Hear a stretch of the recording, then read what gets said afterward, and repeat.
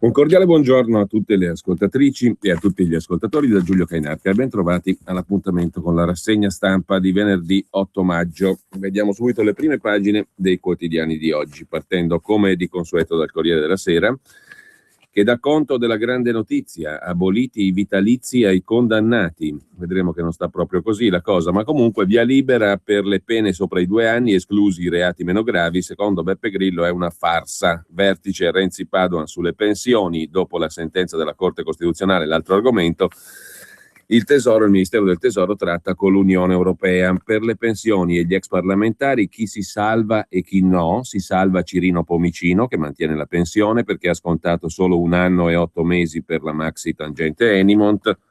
Non si salva Dell'Utri, con un paradosso, come farà notare Franco Bechis in prima pagina su Libero, che bisogna ridare 222.000 euro a Berlusconi, i versamenti vitalizi dell'ex presidente del Consiglio. Pomicino ce la fa, Previti no, Arnaldo Forlani non ce la fa, perderà il vitalizio, Totò Cuffaro pure, Cesare Previti anche, lo manterranno Gianni De Michelis, Domenico Nania, Giorgio Lamalfa, Paolo Cirino Pomicino. Contento popolo? Sempre dalla prima pagina del Corriere della Sera: voto in Gran Bretagna, Cameron in testa negli exit poll, delusione dei laburisti. Elezioni nel Regno Unito, a sorpresa, scrive il Corriere della Sera nel sommario di prima pagina, risultano in testa i conservatori di David Cameron, contro ogni previsione della vigilia, contro i sondaggi che indicavano una parità destinata a favorire Miliband, cioè il partito laburista. Exit poll e proiezioni assegnano ai conservatori 316 deputati. Il distacco rispetto ai laburisti è superiore al previsto, 239 deputati per i laburisti. Resta incerta la formazione del governo. I conservatori potrebbero avere la maggioranza con i liberal-democratici di Nick Clegg, il che potrebbe aprire la strada al varo di un secondo governo guidato dal premier uscente Cameron. 2 seggi agli euroscettici di Nigel Farage, trionfo dei nazionalisti scozzesi, che serve a poco perché sarebbe andato a supporto ai laburisti, nazionalisti scozzesi che sono molto più marcatamente di sinistra rispetto ai laburisti. Lezione nell'urna, il commento di Fabio Cavalera da Londra: il Regno Unito non si frammenta, il risultato che l'exit poll fotografa offre questi dati, il trionfo di Cameron e dei conservatori che limitano l'emorragia verso i populisti dello UKIP di Farage, il crollo pesantissimo dei laburisti che vanno addirittura al di sotto dei livelli del 2010, la dirompente avanzata dello Scottish National Party che cancella i partiti unionisti conquistando 58 seggi sui 59 in gioco in Scozia. È un risultato che va in controtendenza rispetto alle previsioni e ha alcune ragionevoli spiegazioni, scrive Fabio Cavalera da Londra. La prima è che a favore di Cameron ha giocato il cosiddetto feel good factor, l'ottimismo che la ripresa economica ha cominciato a generare. Il premier uscente ha spinto su questa chiave negli ultimi giorni di campagna elettorale. Cameron non conquista la maggioranza assoluta dei seggi alla Camera, ma ci va vicino, esce rafforzato dalla consultazione. Il suo alleato principale, il liberal democratico Clegg, è ridotto a ben poca cosa. Cameron ha davanti altri 5 anni, può pensare al referendum sull'Europa nel 2017 e mette a tacere i rivali interni al partito che preparavano il suo funerale. La seconda spiegazione è che Ed Miliband, partito laburista, scivola a livelli bassissimi perché il suo populismo di sinistra ha spaventato i moderati e non ha convinto il suo elettorato più fedele. È stato percepito come leader debole, prigioniero di vecchie idee. Per di più ha subito, a differenza di Cameron che ha contenuto lo UKIP a destra, una fortissima erosione a sinistra in Scozia, un bagno di sangue. E qui veniamo al terzo punto. Che gli indipendentisti scozzesi stessero sfondando si avvertiva, sono andati oltre le aspettative, buttando fuori dalla Scozia i partiti unionisti. La Scott Weiler Nicola Sturgeon, leader dello Scottish National Party, è la seconda vincitrice di queste consultazioni. Usando toni appropriati è riuscita a riaccendere la miccia della questione Scozia, dopo che l'esito del referendum secessionista sembrava averla spenta. Gli indipendentisti scozzesi, conclude Cavalera, andranno a Westminster, rivendicheranno più devoluzione e prima o poi agiteranno lo spettro di un nuovo referendum. sono l'opposizione più pericolosa per Cameron. Miliband è destinato al pensionamento anticipato. Così la vede l'inviato del Corriere della Sera da Londra. Mentre un rogo blocca Fiumicino, voli nel caos, all'origine dell'incendio un cortocircuito, oggi lo scalo sarà operativo solo a metà. Meno rassicurante, come vedremo, Repubblica, che parla di incendio non doloso ma colposo. Sempre poi dalla prima pagina, e non solo di incendio colposo, che sarebbe il meno, ma mette qualche dubbio Repubblica in ciò che è accaduto a Fiumicino, come vedremo più tardi, mentre la trovata del giorno è sicuramente quella del ministro dell'Interno Alfano sui cosiddetti profughi o aspiranti profughi, farli lavorare gratis, ha detto Alfano. I comuni applichino la circolare che permette di far lavorare gratis i migranti, un altro bello schiaffo in faccia per giunta ai disoccupati italiani. La richiesta di Alfano fa insorgere Sinistra Ecologia e Libertà, Lega Nord e Verdi. È schiavismo. Il ministro dice parliamo di attività volontarie, ha detto il ministro dell'Interno Alfano. Sarà stato sicuramente consigliato dal prefetto Morcone, capo del Dipartimento Immigrazione, che ha le idee chiare sulle questioni, e chi non la pensa come lui vada dall'analista a farsi curare. Lo ha detto lo stesso prefetto Morcone. Numero 1 nella gestione dell'immigrazione al Ministero dell'Interno, con grande lungimiranza. L'articolo di fondo del Corriere della Sera è firmato da Enrico Marro e torna sulla questione del blocco delle pensioni deciso dal governo Monti nel 2011. Il blocco non c'è più. La misura che sterilizzava per il 2012 e 2013 l'adeguamento all'inflazione delle pensioni superiori a 3 volte il minimo, 1.217 euro netti, era stata decisa dal governo Monti ed è stata cancellata dalla Corte Costituzionale, che lavora dal lunedì al martedì, come vedremo sul secolo XIX di Genova, che recensisce il libro dell'ex giudice della Corte Costituzionale Sabino Cassese, il quale racconta appunto che dal lunedì al martedì è già tanto per i giudici della Corte Costituzionale, che godono di favolosi stipendi, di meravigliosi benefit, di macchine, appartamenti e compagnia bella, e lavorano dal lunedì al martedì. Comunque, al di là di questo, i circa 5 milioni e mezzo di pensionati colpiti hanno il diritto di avere restituiti i soldi corrispondenti al mancato adeguamento, con gli interessi e la rivalutazione. Ma il governo, ha aggiunto la Corte Costituzionale, può intervenire disciplinando per legge il modo in cui si darà seguito alla sentenza della Corte. È ciò che farà il governo Renzi, per minimizzare, ha detto il ministro Padoan, gli effetti della sentenza sul bilancio pubblico. Se il governo restituisse tutto a tutti, dovrebbe sborsare 14 miliardi di euro per i rimborsi che peseranno tutti sui conti di quest'anno, prevedendo una maggior spesa di 3 miliardi e mezzo all'anno per le pensioni colpite, comprese le successive eventuali reversibilità. Ma il governo non farà questo, troverà un meccanismo per sborsare meno, probabilmente a danno dei pensionati con l'assegno più alto, confidando che in caso di nuovo ricorso alla Corte Costituzionale la norma non venga bocciata ancora. Gli effetti della sentenza, se onorati fino in fondo, riporterebbero i conti pubblici in zona emergenza, scrive Enrico Marro nell'articolo di fondo del Corriere della Sera. Il documento di economia e finanza licenziato dal governo prima della pronuncia della Corte Costituzionale, contiene una previsione di deficit per quest'anno pari al 2,5 del prodotto interno lordo.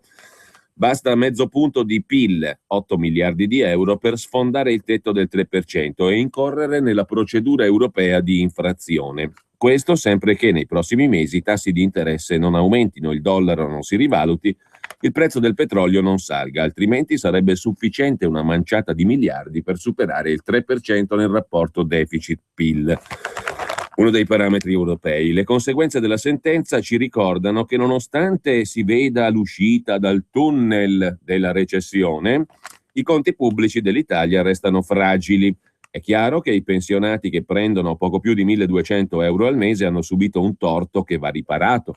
Ma non dimentichiamoci che non siamo completamente fuori dall'emergenza, il famoso tunnel. Vedi vignetta di Altan sull'Espresso di oggi. Stiamo per uscire dal tunnel, dice un personaggio della vignetta di Altan.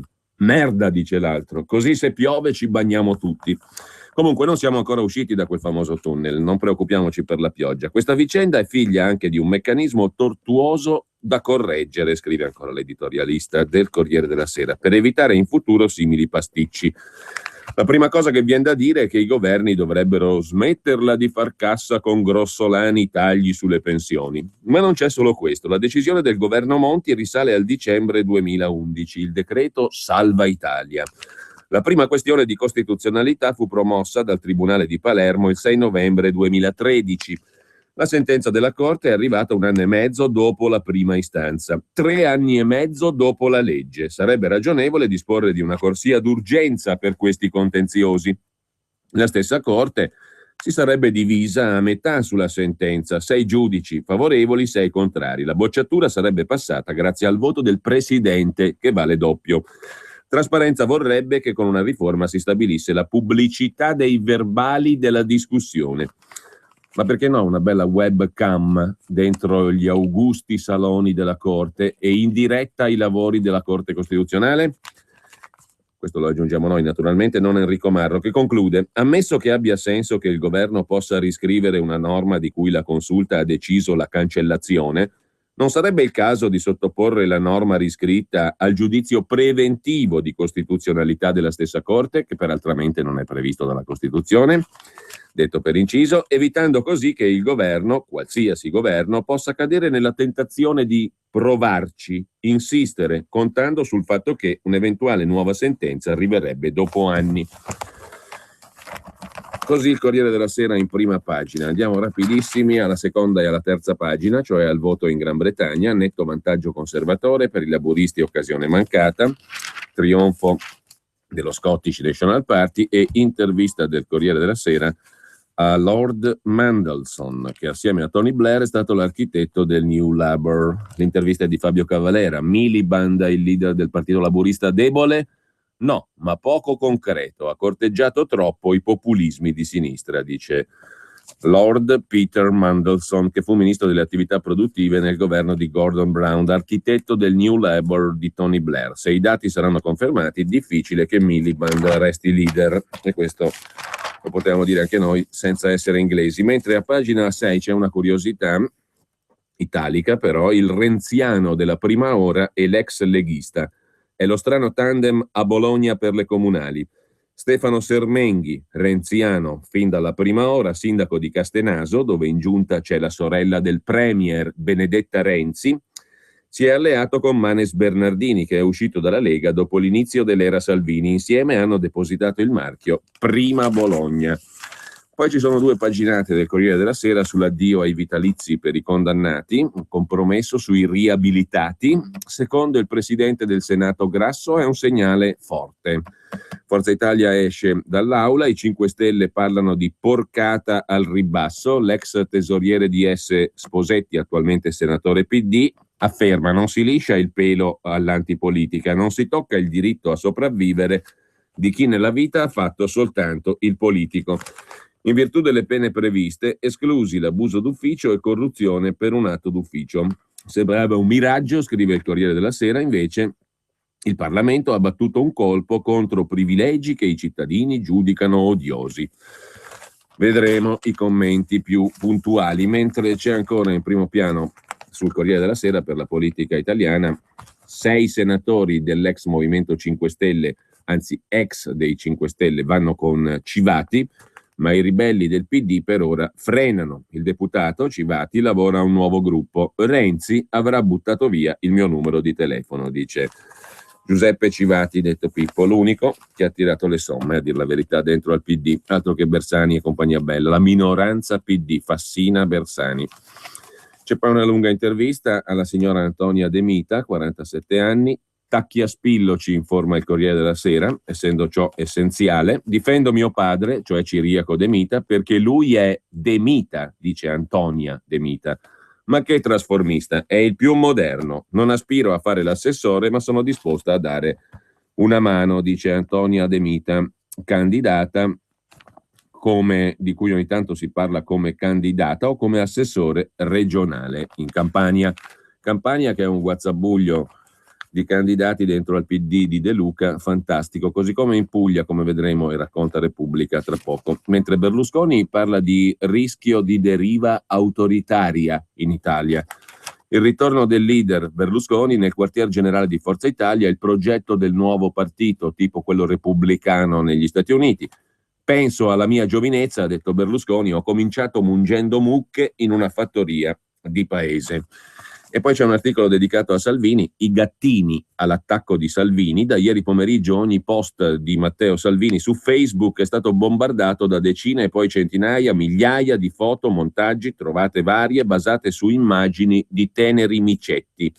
La mobilitazione virtuale organizzata da Progetto Kitten, slogan "Portiamo pulciosi gattini, messaggeri d'amore sulle bacheche di chi se la prende troppo sul serio", ha avuto un successo in Italia senza precedenti, che ha sopraffatto i pur volonterosi leghisti che protestavano. Quanto a lui, Salvini, all'inizio è apparso indispettito. In risposta a un sostenitore che attribuiva le responsabilità ai grillini, ha scritto: "Tranquillo, li rimettiamo a nanna". Poi però ha deciso di stare al gioco e di valorizzare la potenza virale della trovata, e così sia sul profilo della Lega che su quello di Noi con Salvini è apparsa un'autoproduzione, più gattini con Salvini. Luca Morisi, il gran sacerdote della presenza del capitano leghista sui social media, sembra entusiasta. È un gioco divertente, dice Morisi, e il suo successo indica la forza di Salvini, che ogni settimana può contare su milioni di pagine visualizzate. Uno degli ideatori del progetto Kitten spiega che Salvini è stato scelto perché il suo nome fa rima con gattini e annuncia: "Credo che replicheremo presto, magari con altri animali e altri personaggi". Oggi intanto esce #Il Militante, una biografia del capo leghista scritta da due giornalisti che lo hanno seguito per parecchi anni, Alessandro Franzi e Alessandro Madron. La carriera di Salvini, che dice di non avere alcuna intenzione di fare il segretario a vita, ma di volersi coltivare un successore prima di tornare a fare il giornalista, è ben documentata anche nei suoi primi anni, quando era il leader, per esempio, dei comunisti padani all'interno del Parlamento del Nord di epoca secessionista, e dichiarava: "La frequentazione del centro sociale Leoncavallo, ma Daniele Farina, portavoce del centro, oggi deputato di sinistra, Ecologia e Libertà, scuote la testa. Salvini, chi l'ha mai visto, mai avuto a che fare con noi". Il Corriere della Sera racconta questo simpatico discorso dei gattini e del libro su Salvini, mentre a pagina 17, pagina degli esteri, giovane e di ultradestra, è la neoministra di Israele, volto laico dei coloni. Ayelet Shaked, 39 anni, leader dei coloni, abita in un sobborgo di Tel Aviv, sposata con un pilota di caccia, 2 figli, laureata in informatica. Prima di entrare in politica ha organizzato il gruppo My Israel in risposta all'organizzazione che spinge per il boicottaggio dello Stato ebraico. È una neoministra, volto laico dei coloni israeliani. Mentre sempre dal Corriere della Sera c'è poi la trovata, dicevamo prima, di Alfano. Il caso del lavoro gratuito per i migranti. Preoccupano innanzitutto i numeri dell'accoglienza ai profughi, aspiranti profughi. Sono 200.000 i migranti che, secondo le stime del Viminale, arriveranno in Italia nel 2015, l'anno scorso 170.000. Uno dei nodi cruciali, i posti letto. Di questo si è discusso ieri in un incontro col ministro Alfano, le regioni, l'associazione Comuni Italiani e il prefetto Egli, lui, Mario Morcone. Superando le resistenze di Veneto e Lombardia, si è deciso che verrà creato un hub, centro di smistamento, in ogni regione, con almeno 300 posti per centro. Occorrerà individuare aree, per esempio caserme o scuole dismesse, e per farlo ci vorranno 2 mesi. Nel frattempo resta in piedi l'intesa del luglio scorso.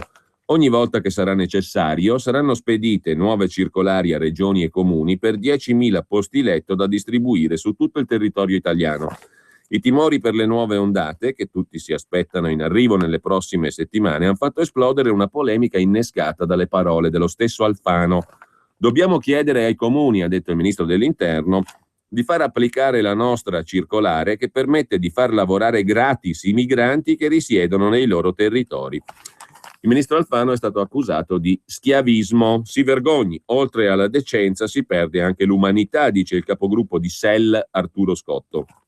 La soluzione del ministro al dramma dei migranti è una nuova forma di schiavismo? Si chiede Angelo Bonelli, leader dei Verdi.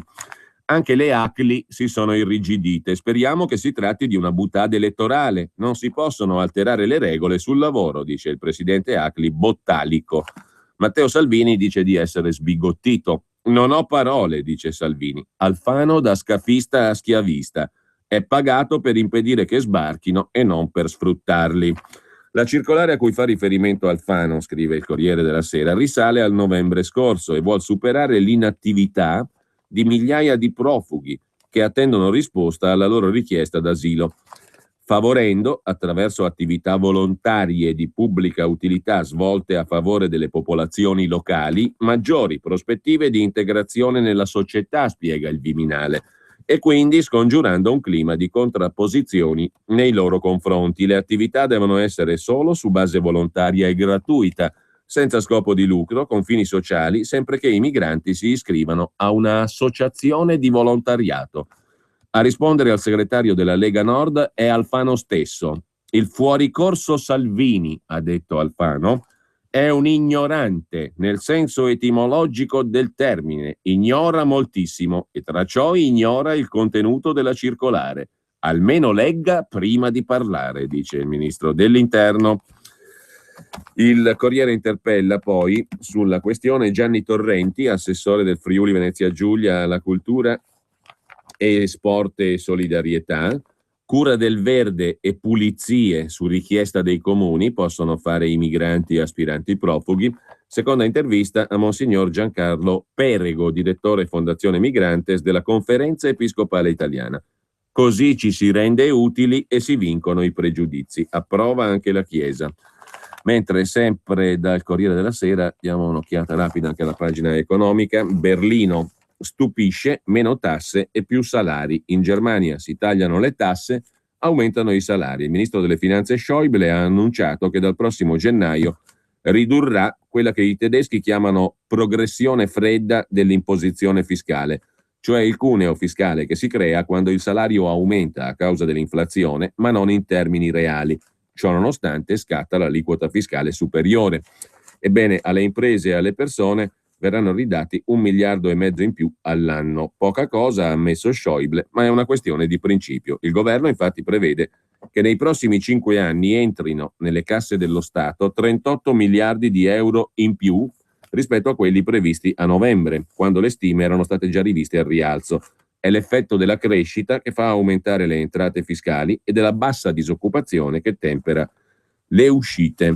Intanto però i sindacati sono in movimento. I lavoratori della Volkswagen in marzo hanno avuto un aumento salariale del 3,4%, in linea con quello ottenuto il mese prima da quelli del settore ingegneristico nel land del Baden-Württemberg. Contratti che tracciano la strada per quelli di tutto il paese. Da lunedì è in corso lo sciopero delle ferrovie, molto criticato, il più lungo della storia, finirà domenica. Ha creato disagi enormi. Ieri alcuni sportelli bancomat non sono stati ricaricati e non distribuivano denaro. Probabilmente finirà con un aumento degli stipendi. La richiesta del sindacato è aumento del salario del 5%. Oggi inizia lo sciopero negli asili nido. Sindacati veri in Germania, no farlocchi, come altrove, in un paese a caso dell'Unione Europea. Da Bruxelles intanto spiragli sull'intesa greca, titola ancora il Corriere della Sera sulla questione della Grecia, il taglio del debito non è un tabù. Vedremo poi il commento di Carlo Pelanda su Italia Oggi su questa questione del taglio del debito, ma Atene avverte non ridurremo le pensioni. Andiamo rapidamente alla cronaca milanese perché Milano avrà 2 moschee, 7 buste, 9 progetti, tutti ammessi. 2 mesi dopo la consegna, ieri la commissione di valutazione ha aperto pubblicamente i plichi e ha confermato quel che finora era stato ricostruito ufficiosamente. Per le 3 aree messe a bando dal comune, via Sant'Elia, via Esterle, via Marignano, sono in gara 5 associazioni musulmane e 2 evangeliche che si contendono la stessa area. A Milano, comunque vada, è probabile che sorgano almeno 2 moschee. Il centro islamico di Segrate è in competizione su tutti gli spazi. In via Esterle deve vedersela con la Casa della Cultura di via Padova e una sigla bangladese capofila per il Caim di Piccardo. Nell'area dell'ex Pala Sharp, ancora il Caim ha presentato un progetto firmato dall'archistar Italo Rota contro l'Istituto Culturale di Viale Jenner. Via Marignano è ambita invece dagli evangelici. Mentre fuori dall'Expo non c'è traino, scrive il Corriere della Sera, mancano le informazioni, poche visite nei musei della città, problemi di comunicazione, che erano del resto già visibili prima dell'Expo, non c'è alcun collegamento o quasi tra la città di Milano e il sito espositivo. Anche Repubblica si occupa delle 2 moschee milanesi, 5 associazioni musulmane in corsa per 2 moschee, 7 comunità di 3 religioni diverse con 9 progetti per 3 aree messe a bando dal comune. È cominciata ieri come un rebus, scrive Repubblica, la prima fase di verifica tecnica della gara che assegnerà in comodato 2 aree edificabili e uno stabile per realizzare nuovi luoghi di culto. Negli uffici dell'assessore Maiorino i leader islamici si sono presentati divisi. Top secret fino alla fine del mese i disegni dei progetti, tutti ammessi, a parte 2 con riserva per mancanza di qualche documento. Il comune apre le buste, 5 proposte, 2 moschee a Milano. Mentre c'è un'altra vicenda raccontata da Repubblica in cronaca milanese, le auto della polizia per parenti e amici, un vicequestore finisce nei guai. A giudizio con un dirigente, anche 3 autisti, già condannato il nipote del magistrato, il procuratore Minale.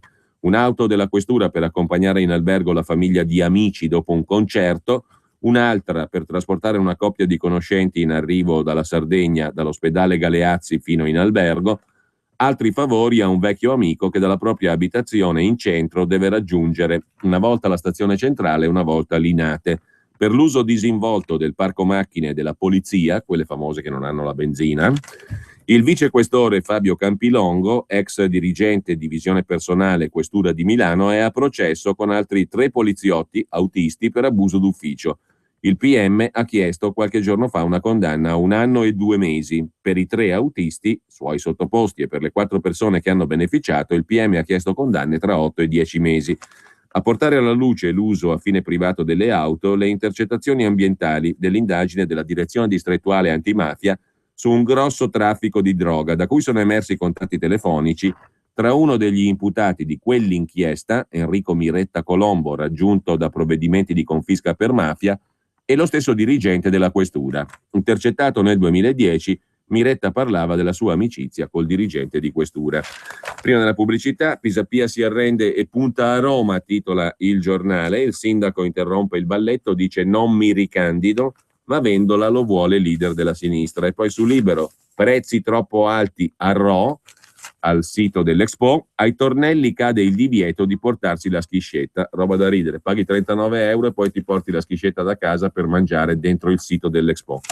Infine, soldi per aiutare i profughi, loro li spendono in scommesse. Il caso esplode a Busto Arsizio e polemica sui fondi usati dagli immigrati nelle ricevitorie per andare a tentare la sorte.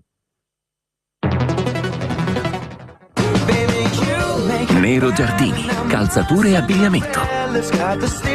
Nero Giardini, per chi ama lo stile italiano. Davanti a voi uno dei luoghi più fashion della città. Qui tutto parla di stile, dagli spoiler e i paraurti sportivi, ai cerchi in lega da 18 bruniti, alla vernice nera lucida a contrasto di tetto e retrovisori. Un dettaglio molto contemporaneo. Scopri la nuova Volkswagen Tiguan Cityscape, la più esclusiva tra le Tiguan. Da oggi con navigatore touch, volante multifunzione in pelle traforata e sensori di parcheggio di serie. Gamma Tiguan, a partire da 20.900 euro. Offerta valida fino al 31 maggio. Info su Volkswagen.it. Nell'universo dei prodotti per animali c'è un grande pianeta da scoprire. È Arca Planet. Cibo, accessori e un cuore grandissimo. Fino al 17 maggio, Arca Planet sostiene i trovatelli di EMPA. Una donazione per ogni spesa sopra i 30 euro. Arca Planet, i supermercati per animali. Per la tua pubblicità su Radio Padania Libera, chiama il numero 02 66 23 44 22. Politiche di integrazione made in Italy, scrive Libero. Molti degli immigrati che sbarcano in Sicilia e poi arrivano anche in Lombardia usano gli aiuti giornalieri che ricevono per scommettere sulle partite di calcio o per giocare al lotto, più raramente il gratta e vinci. Succede a Busto Arsizio, la paghetta giornaliera non è molto, meno di 3 euro, non sempre è usata per beni di prima necessità. Viene investita in ricevitoria, se ne è accorto Giampiero Reguzzoni, vice sindaco di Busto Arsizio in quota Lega Nord. Una mattina, facendo colazione al bar, li ho visti lì, racconta, bevevo il caffè, intanto c'erano 4 o 5 profughi che scommettevano.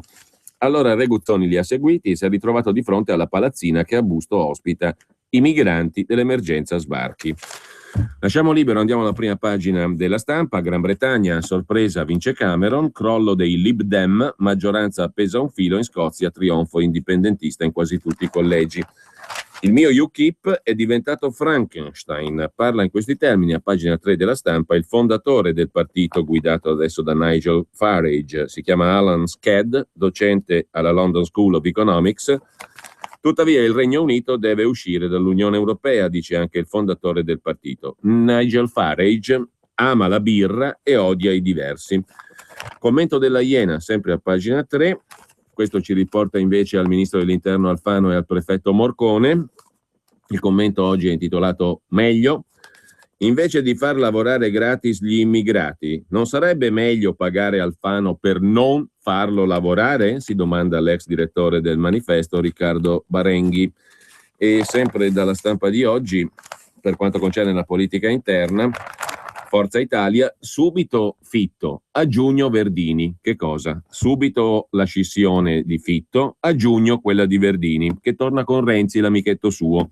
I senatori vicini all'ex governatore Fitto mercoledì creeranno un gruppo autonomo. Dopo le regionali, invece, Denis Verdini, ci racconta la Stampa di Torino, guiderà il soccorso azzurro a Matteo Renzi. Segue sulla Stampa, pagina 13, l'intervista a Pippo Civati, che si può pensarla come si vuole, ma è stato realmente l'unico, ditene un altro, a tirare le somme nel Partito Democratico. Fuori dal PD, dice Civati alla Stampa, lo spazio è sconfinato e anche la CGIL è interessata. Guai a una sinistra però velleitaria. La scintilla con Renzi scoccò al telefono nel 2010. Mi chiese di lavorare per mettere la rottamazione in chiave positiva. Poi la lite, 3 anni di silenzio e un incontro segreto. Se viene fuori una cosa minoritaria, smetto di fare politica, dice Pippo Civati. Dobbiamo incalzare il Partito Democratico con progetti realizzabili. E sempre dalla Stampa di Torino, sulla questione invece dei migranti, la Valle d'Aosta boccia il ministro Alfano, si rischia la guerra tra poveri. Il presidente valdostano Rollandin tiene duro, non accoglieremo nessuno, intervengano Roma e Bruxelles. Ora ci seguono altri amministratori, abbiamo rimarcato un problema, patrimonio di tutti. Il ministro Alfano dice che bisogna far lavorare gratis i migranti? Non ha molto senso, dice Augusto Rollandin, presidente della regione Val d'Aosta. L'uomo del giorno, dopo il suo esplicito no all'accoglienza di ulteriori persone in attesa d'asilo. Ma cosa significa lavorare gratis, dice Rollandin? Non è che manchino i lavoratori, in Italia manca il lavoro, mancano i posti di lavoro. C'è gente che è disoccupata. Che senso ha far lavorare gratis i migranti che arrivano qui? Cosa si vuol fare? Si vuol provocare una guerra tra poveri? Una posizione neanche isolata, scrive la Stampa. Dubbi li esprime anche Andrea Bornei, presidente del Forum Terzo Settore, che raccoglie esponenti di decine di associazioni di volontariato e cooperative sociali valdostane. La proposta di far lavorare gratis non è mai bella, dice Bornei, sarebbe un ulteriore sfruttamento. Noi come forum abbiamo dato disponibilità per accogliere queste persone inserendole in esperienze di volontariato. Sarebbe un modo per avviare un percorso di conoscenza della nostra società per chi arriva da realtà diverse. La posizione della regione che ha detto no ai migranti è triste, dice Bornei. Tuttavia Rollandin, il presidente valdostano, a essere messo sul banco dei cattivi non ci sta. Anche con la collaborazione dei comuni continuiamo a cercare spazi per quella che è un'emergenza. Le emergenze però, dice Rollandin, vanno gestite. Da questo punto di vista aspettiamo interventi non solo da parte dello Stato, ma soprattutto da Bruxelles. Nel frattempo sulla Val d'Aosta, scrive la Stampa, si sono accesi i riflettori, sono piovute critiche, sono state organizzate petizioni online. È intervenuto il giornalista, conduttore televisivo Gad Lerner, che ha annunciato il suo personale boicottaggio, non andrò più in vacanza in Val d'Aosta, mirando a una delle risorse locali, il turismo. Sempre dalla Stampa di oggi, poi a pagina 19, c'è una notizia in breve, ma che ha dell'incredibile, perché questa notizia in breve la dice più lunga di tante notizie in lungo. Pensate un po' cosa è successo a Palermo. Voi conoscete per caso il signor Giuseppe Acanto? È un ex deputato dell'ARS, l'Assemblea Regionale Siciliana. Che è successo? Che la direzione investigativa antimafia di Palermo gli ha sequestrato 25 aziende e un patrimonio complessivo, sparate una cifra a caso, di quanti milioni di euro? 5, 8, 10, 15, 100, 150, 200, 300, 400, 500, 600, 700, no, 800 milioni di euro, 1600 miliardi delle vecchissime lire. Un patrimonio che, ha detto il capocentro della direzione investigativa antimafia, Riccardo Schiuto, l'onorevole Acanto non avrebbe potuto accumulare senza la connivenza di Cosa Nostra, grazie a un patto con la famiglia mafiosa di Villa Abate.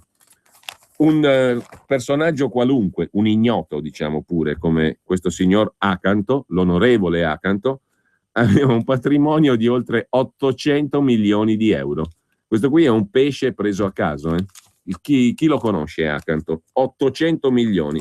La notizia è talmente clamorosa che praticamente tutti i giornali di oggi neanche la danno. Zero. Immaginatevi adesso, facciamo un discorso. Un qualunque consigliere regionale del Piemonte, della Lombardia, del Veneto, ma anche dell'Emilia-Romagna, spingiamoci fino in Toscana, al quale avessero sequestrato un patrimonio di 800 milioni di euro, non finiva in prima pagina? Secondo voi? Vabbè, questa è l'Italia, lasciamo la stampa e andiamo a Repubblica. Restituiti solo 4 miliardi su 19 per le famose pensioni da adeguare, come ha detto la Corte Costituzionale, all'inflazione e al costo della vita. I rimborsi saranno totali per chi prende sotto i 1.500 euro, non si capisce se lordi o meno, parziali, perché sennò sarebbe ridicolo, parziali fino a 3.000 e nulli sopra. Un decreto per disinnescare la mina dell'indicizzazione delle pensioni. Le misure a giugno e l'Unione Europea non chiederà manovre all'Italia, così la mette Repubblica. Il Premier, signor Renzi, vuole evitare che la campagna elettorale per le regionali sia condizionata da questa storiaccia. Padoan spiegherà il piano a Bruxelles prima delle raccomandazioni di mercoledì. In sostanza arriva un'altra versione degli 80 euro con questa storia delle pensioni. Volete scommettere? Per raggirare il gonzo elettore che va a votare il 31 maggio. Nel giorno in cui la sentenza della consulta sulle pensioni è pubblicata in Gazzetta Ufficiale, il governo, ci racconta Alberto D'Argenio, ha trovato il modo per disinnescare la mina che farebbe saltare il bilancio dello Stato. Eureka! Al momento il piano elaborato da Renzi e Padoan rimane custodito nelle stanze del Tesoro e di Palazzo Chigi, ma qualcuno ne è a conoscenza. Lo SGUB, in questo caso l'ha fatto Repubblica, e informalmente lo avrebbe già promosso questo piano qualcuno perfino a Bruxelles. Perfino l'Unione Europea ha detto ok, lo SGUB di Renzi è promosso. Perché il piano diventi operativo e pubblico sarà necessario pazientare fino ai primi di giugno, cioè dopo che il gonzo elettore avrà votato. Il dato di partenza fa tremare i polsi. L'altro ieri sulle scrivanie di Padoan, che Dio l'abbia in gloria e Zeus con lui e perfino Allah, sono arrivati i calcoli definitivi della Ragioneria Generale sul costo della sentenza che ha bocciato lo stop all'indicizzazione. 19 miliardi lordi, assai lordi. Una botta che farebbe crollare l'impianto di finanza pubblica in un sol colpo, visto che la posta, scrive Repubblica, non può essere spalmata sugli anni scorsi, almeno per i rimborsi dal 2012. E allora cosa ti pensa il governo a questo punto? Il governo ha deciso ormai che non pagherà il 100% del dovuto. Lo farà con decreto, ma non subito. Prima il gonzo elettore deve andare a votare il 31 maggio. Chi ci andrà? Bruxelles inizialmente pretendeva che Roma trovasse una soluzione prima di mercoledì prossimo, giorno nel quale l'Unione Europea pubblicherà le raccomandazioni sull'Italia. Nei negoziati informali condotti dal Tesoro nei giorni scorsi è emerso il compromesso. La soluzione l'Italia la presenta subito, ma verrà attuata più avanti. Il perché ha una ragione tutta politica. Il governo vuole evitare che la campagna elettorale per le regionali del 31 maggio, eccoci qua al gonzo elettore, viri tutta sulle pensioni. Il provvedimento arriverà nella prima settimana di giugno, quando i cretini elettori avranno già votato sostanzialmente. Dei 19 miliardi il governo intende pagarne solo 4. Niente male, no? La Corte Costituzionale, ma perché non li mandiamo in vacanza anche loro alle isole Vanuatu o Madeira o a San Marino, dove possono godersi tranquillamente i loro soldi? Perché le loro sentenze non contano una cippa di M puntini puntini. Per rassicurare ulteriormente Bruxelles e mercati, prima di mercoledì, giorno delle raccomandazioni, il governo con una dichiarazione ufficiale si impegnerà a risolvere la grana restando sotto il tetto del 3% deficit PIL. In sostanza, il governo intende pagare di 19 miliardi soltanto 4. Bontà loro, saranno tutti caricati sul deficit di quest'anno. La parte di pagamenti relativi al futuro sarà di 2 miliardi e mezzo e via dicendo. La parte dei rimborsi per il passato sarà di 1 miliardo e mezzo ed essendo considerata una tantum si scaricherà sul deficit. Come il governo intenda saldare solo 4 miliardi è presto detto, scrive Repubblica. Ieri la Corte Costituzionale ha precisato che la sentenza è esecutiva ma il governo può intervenire. Dai, tira la corta perché altrimenti non ci arriviamo più al dunque. Significa che chi prende una pensione sotto i 1.500 euro continuerà a prendere l'indicizzazione piena. Dai 1.500 ai 2.000 prenderebbe intorno al 50%, dai 2.000 ai 2.500 poco più del 35%, dai 2.500 ai 3.000 intorno al 25%, dai 3.000 in su 0%. Prevedibili altri ricorsi o no? A occhio e croce. Una sentenza che ha diviso la consulta. All'orizzonte, scrive infatti Liana Milella sempre su Repubblica, c'è la spirale dei ricorsi, ulteriori ricorsi. E forza o farsa Italia. Intanto sul Senato e la riforma del Senato il governo è appeso a un filo, secondo Repubblica, la sinistra del PD è decisiva per la riforma costituzionale, ma finora giudica insufficienti le aperture di Renzi. La maggioranza ha solo 4 o 5 voti di scarto, a meno che non arrivino soccorsi da verdiniani e fittiani. Il deputato del PD Gotor boccia l'ipotesi della ministra Boschi di introdurre il modello del Bundesrat tedesco. Non va bene. Che Bundesrat? Vacia pal Bundesrat. Mentre sempre sul tema c'è l'intervista su Repubblica a Massimo Mucchetti, anche lui deputato, anzi senatore del PD, presidente Commissione Industria, ex vice direttore del Corriere della Sera, sul conflitto di interessi, l'altra trovata della ministra Boschi dell'altro giorno. Letta e Renzi frenavano, ora la decadenza o la vendita per l'azionista di controllo, un tema del quale non frega più niente a nessuno del conflitto di interessi, a meno che non si decida di normare il conflitto di interessi non in relazione al signor Berlusconi, che bene o male ha fatto il suo tempo, ma in relazione ai tanti conflitti di interessi che ci sono in giro per l'Italia e che non riguardano coloro che hanno la notorietà di Berlusconi. Intanto per la Puglia si profila una soluzione campana, diciamo così, ex di Alleanza Nazionale, ex berlusconiani. In Puglia i RAS di destra saltano sul carro di Michele Emiliano, il candidato del PD alla presidenza della Puglia, l'ex magistrato, quello che inquisiva il partito che poi lo ha candidato. In Campania Saviano accusa De Luca, c'è Gomorra nelle sue liste. La replica, i clan si battono con nomi precisi e non con frasi vaghe. Intanto in Puglia con Emiliano la Miss Preferenze che ha lasciato Schittulli, Forza Italia, per andare nel PD, ma anche 3 imputati fanno il salto della quaglia, entrano in lista, supportano, favoriscono, votano per, si candidano con Michele Emiliano, il quale dice: i nomi discussi sono mosche bianche, danno una mano e niente patti. È semplice il discorso. Ci sono poi 2 pagine su Repubblica sulla questione di Fiumicino, l'incubo dei 20.000 passeggeri bloccati, Fiumicino in tilt dopo il rogo al terminal, distrutti boutique e bar, giallo sull'allarme sottovalutato, il sopralluogo degli operai 4 ore prima dell'incendio. Che è successo veramente a Fiumicino?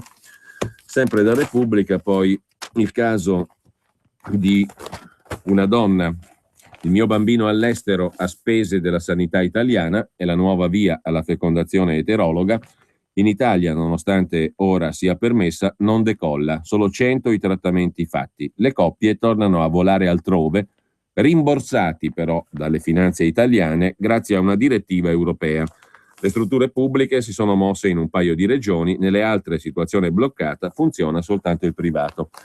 Ma lasciamo Repubblica e andiamo a dare un'occhiata anche al Manifesto, quotidiano comunista, che a pagina 3 fa il punto dal Viminale sugli sbarchi. Uno sbarco ogni 2-3 ore in Italia, i dati del Ministero. Fino a oggi il 15% di migranti in più rispetto al 2014. Il Manifesto si occupa però anche di un'altra questione perennemente d'attualità, i lavoratori dei call center.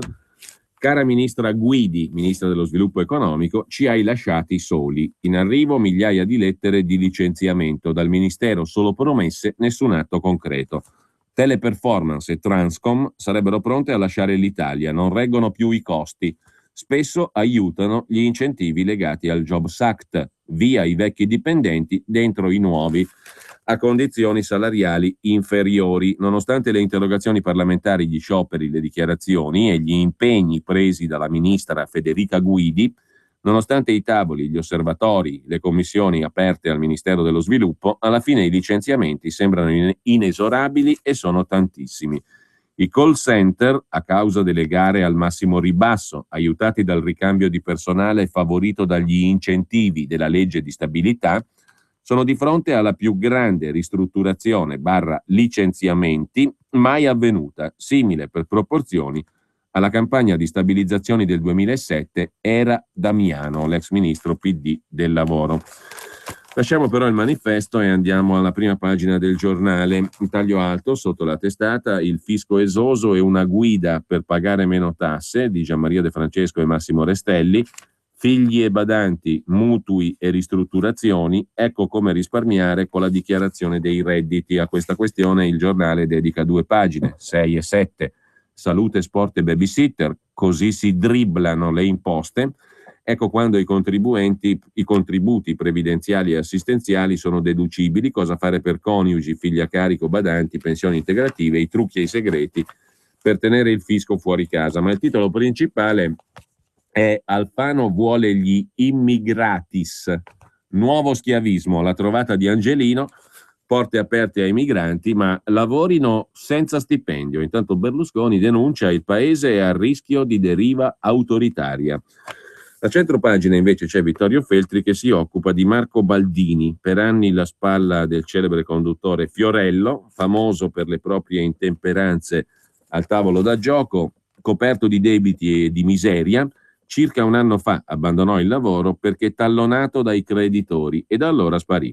Nessun media si è occupato di lui fino a mercoledì, quando la sua voce si è udita dai microfoni della Zanzara su Radio 24. Ha raccontato per l'ennesima volta le proprie tribolazioni di incallito amante dell'azzardo, già descritte un po' meglio di lui nel Giocatore da Dostoevskij. Lo stesso autore, e non è un caso, dell'Idiota. Insomma, siamo alle solite. Le lagne e le disperazioni dell'uomo di spettacolo sono arcinote e riemergono periodicamente, suscitando la pena del pubblico, preoccupato che l'artista si fa per dire, stordito dai guai, prima o poi si tolga la vita, cosa che peraltro Marco avrebbe tentato di fare fallendo nel proposito, causa l'intervento di un barbone che gli sferrò un paio di pugni allo scopo di rapinarlo, ignaro che la vittima non aveva in tasca €1 e si stava ammazzando. Fu un salvataggio involontario, ripagato male, visto che Baldini, svegliato dai cazzotti ricevuti, li restituì a colui che gli aveva evitato di andare all'altro mondo. Una vicenda surreale, siamo obbligati a bercela in mancanza di controprova. Marco è una miniera di palle in cui ha affogato talento e credibilità. Morale della favola? Qual è? Secondo Vittorio Feltri, il gioco è una brutta bestia. Beh, insomma, niente male, abbiamo imparato qualcosa. Sempre dalla prima pagina del Giornale, l'hotel a 5 stelle dello Stato islamico, tra suite, bar e piscine, turismo macabro, scrive Fausto Biloslavo. Chissà quante recensioni positive, magari su TripAdvisor, raccoglierà il nuovo albergo a 5 stelle di Mosul, inaugurato dall'ISIS in Iraq, tra piscine, donne velatissime e bar rigorosamente senza alcolici. Capirai che notizia, peraltro. Sui social le foto dell'inaugurazione. Vietatissimo servire alcolici. Stupefacente, incredibile. Prima pagina. Il Giornale poi si occupa della questione delle pensioni, lo Stato che non rispetta i patti e la demolizione dei diritti acquisiti nell'editoriale di Vittorio Macioce. Ma a pagina 4 C'è un'altra questioncella, la farsa dei vitalizi cancellati ai parlamentari condannati. I presidenti di Camera e Senato Boldrini e Grasso cantano vittoria, ma il taglio è parziale, scrive il giornale, e verrà deciso caso per caso. Per Forza Italia serve una legge perché così si rischia un altro stop sempre da parte della Corte Costituzionale. A favore hanno votato PD, FDI, SEL, Lega e Scelta Civica, contro Movimento 5 Stelle e Azzurri. Ma è anche giallo sulla questione dei bond della RAI per salvare gli stipendi d'oro. Qual è la gabola qua? Che se un ente pubblico come la RAI emette dei bond, cioè delle obbligazioni, per i dirigenti della RAI non valgono i tetti di stipendio di 240.000 euro. È giallo su queste obbligazioni emesse dalla RAI.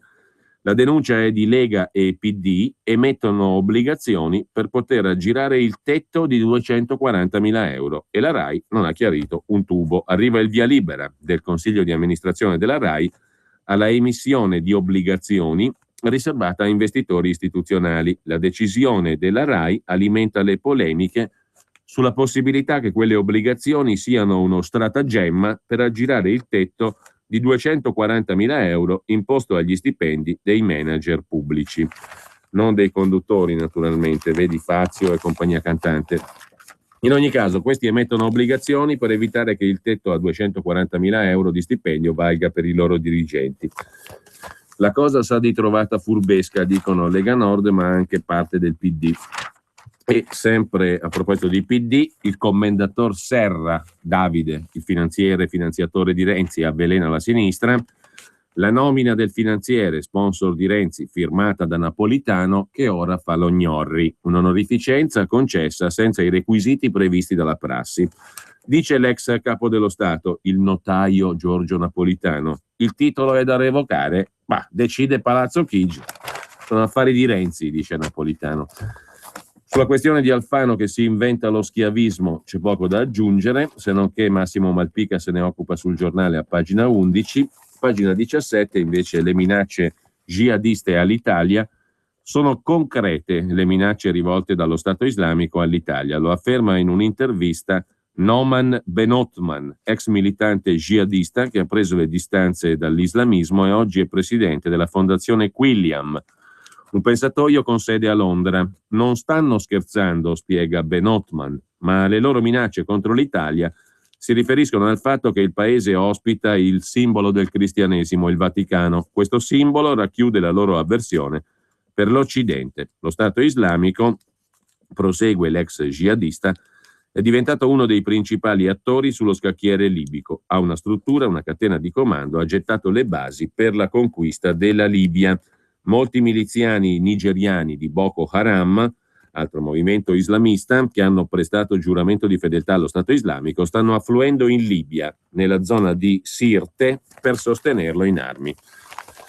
Lasciamo anche il giornale e andiamo a dare un'occhiata al Fatto Quotidiano. Scusi Renzi, è il titolo d'apertura. Lei conosce Attilio detto Calibro 12? Si tratta di un tizio, Attilio Malafronte, cosentiniano, ma in lista con De Luca in Campania per il PD, è stato arrestato a gennaio per un traffico di tombe al cimitero di Pompei. In casa aveva fucili e cartucce, mentre lo scrittore Saviano dice che in Campania Gomorra è nel PD. Il magistrato Cantone, anticorruzione, è soltanto un'operazione di facciata, dice lo scrittore. L'antimafia non è una priorità del governo. Sulla questione dei vitalizi, il trucco dei vitalizi, lo chiama il Fatto Quotidiano, finte riforme, li hanno cancellati ma è un inganno, salvati gli ex parlamentari con condanne fino a 2 anni, escluso l'abuso d'ufficio e se ottieni la riabilitazione te li ridanno. Ma l'articolo di fondo ritorna su Attilio Calibro 12 ed è firmato da Marco Travaglio dopo pubblicità, previsioni del tempo. Radio Padania Libera, la tua radio.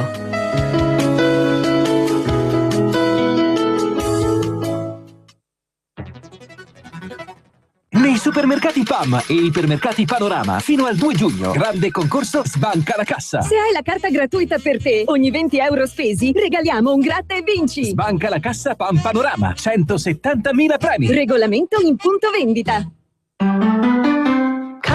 Nel paese del signor Balocco, i biscotti sono così buoni che ti mandano in vacanza. Compra 2 confezioni di biscotti. Puoi vincere ogni giorno un buono eDreams da 1.000 euro per andare in vacanza dove vuoi. Regolamento sul sito balocco.it. Fate i buoni. Riepiloghiamo. Sì. Ginocchiere? Ci sono. Parastinchi? Presi. Casco? Eccolo qua. Ok, siamo pronti? Pronti. E voi? Il 9 e il 10 maggio, noi di €1. Ci andiamo giù pesante. Per la tua pubblicità su Radio Padania Libera, chiama il numero 02 66 23 44 22. Quando vuoi regalarti un esclusivo momento di piacere, non c'è niente di meglio di un buon caffè. Un caffè preparato con l'inconfondibile Caffè Padano. Caffè Padano, l'espresso buono come quello del bar. Bevi un caffè Padano e sostieni Radio Padania. Chiama subito il numero verde 800 08 68 69 e acquista una fornitura di Caffè Padano. La macchina del caffè è in omaggio, grazie a Radio Padania, la tua radio. Chiama l'800 08 68 69 e prova direttamente a casa tua l'inebriante aroma del Caffè Padano. E ricorda, chi beve Caffè Padano sostiene Radio Padania. Caffè Padano. Mai assaggiato un espresso così? Vuoi trovare nylon, Delrin, PVC, plexiglass, gomma, Vulcolan, neoprene, silicone? Prova la Sargom. Se non lo trovi alla Sargom, dove lo trovi? Sargom, dal 1968 a Brescia. Articoli gomma plastica tecnico-industriali. Sargom, dal 2008 a Rodengo Saiano, Brescia. Punto di riferimento articoli gomma plastica tecnico-industriali. Sargom, via Gaetano Bertoli 15, Rodengo Saiano, Brescia. Telefono 030 31 77 41. Grazie Brescia, da Sargom. Pentadent sostiene la prevenzione. Questo mese il check-up completo non ti costa nulla. Vieni a trovarci. Visita, eventuale panoramica e piano di cure sono eseguiti con la massima professionalità. E se la tua bocca lo necessita, potrai effettuare anche una visita specialistica con un nostro ortodontista e implantologo. Scarica subito il coupon prevenzione dal sito pentadent.it o chiama l'800 700 860. 800 700 860. Per traslocare ho scelto Grillo Antonino perché hanno cura del mio trasloco e del mondo in cui viviamo grazie a Ecotrasloco. Scegli Grillo Antonino, il trasloco della tranquillità che rispetta anche l'ambiente. Chiamalo 02 43 52 24. Per la tua pubblicità su Radio Padania Libera, chiama il numero 02 66 23 44 22. Che tempo farà? Le previsioni meteorologiche di Radio Padania Libera. Buongiorno a tutti dal Centro Geofisico Prealpino di Varese. Una perturbazione atlantica transiterà oggi rapidamente sul nord Italia. Nei prossimi giorni è previsto un aumento della pressione atmosferica che porterà bel tempo e temperature più calde. Le previsioni per oggi: di primo mattino nuvolosità irregolare e temporali su Alpi e Prealpi occidentali, poi via via molto nuvoloso coperto a partire dal Piemonte. Rovesci e temporali in aumento nel pomeriggio anche in pianura. Le temperature massime oggi saranno tra 17 e 23 gradi. Per domani soleggiato con passaggio di nubi alte nel pomeriggio, più nuvole lungo Alpi e Prealpi e possibilità di un rovescio temporale nel pomeriggio sui rilievi tra Lario e Garda. Temperature massime in aumento tra 23 e 27 gradi. Dopodomani, domenica, giornata soleggiata e calda con qualche cumulo di bel tempo nel pomeriggio. Lunedì 11 maggio cielo sereno con qualche velatura di nubi alte nel pomeriggio. Martedì 12 maggio sereno poco nuvoloso. Con questo è tutto, vi auguro una buona giornata. Che tempo farà? Le previsioni meteorologiche di Radio Padania Libera. Attenzione, attenzione! Il pranzo a sostegno di Radio Padania di sabato 9 maggio a Vigevano, Pavia, è stato rimandato a sabato 23 maggio. Se hai avuto difficoltà a trovare la linea, puoi ancora prenotare chiamando 339 6395 685. Successivamente la tournée di Radio Padania approderà in Friuli Venezia Giulia. Sabato 30 maggio cena con il nostro staff al ristorante Napoleone di Castions in Strada in provincia di Udine. Una gustosa abitudine. seguire in tournée Radio Padania nei più selezionati ristoranti territoriali per riassaggiare i piatti della nostra tradizione, pranzando a fianco di grandi giornalisti come Giulio Cainarca, esuberanti mattatori come Marco Pinti, storici conduttori come Leo Siegel e politici di primissimo piano come Matteo Salvini e Alessandro Morelli. A chiamarvi a raccolta è Sammy Varin, la Ruffa Popolo.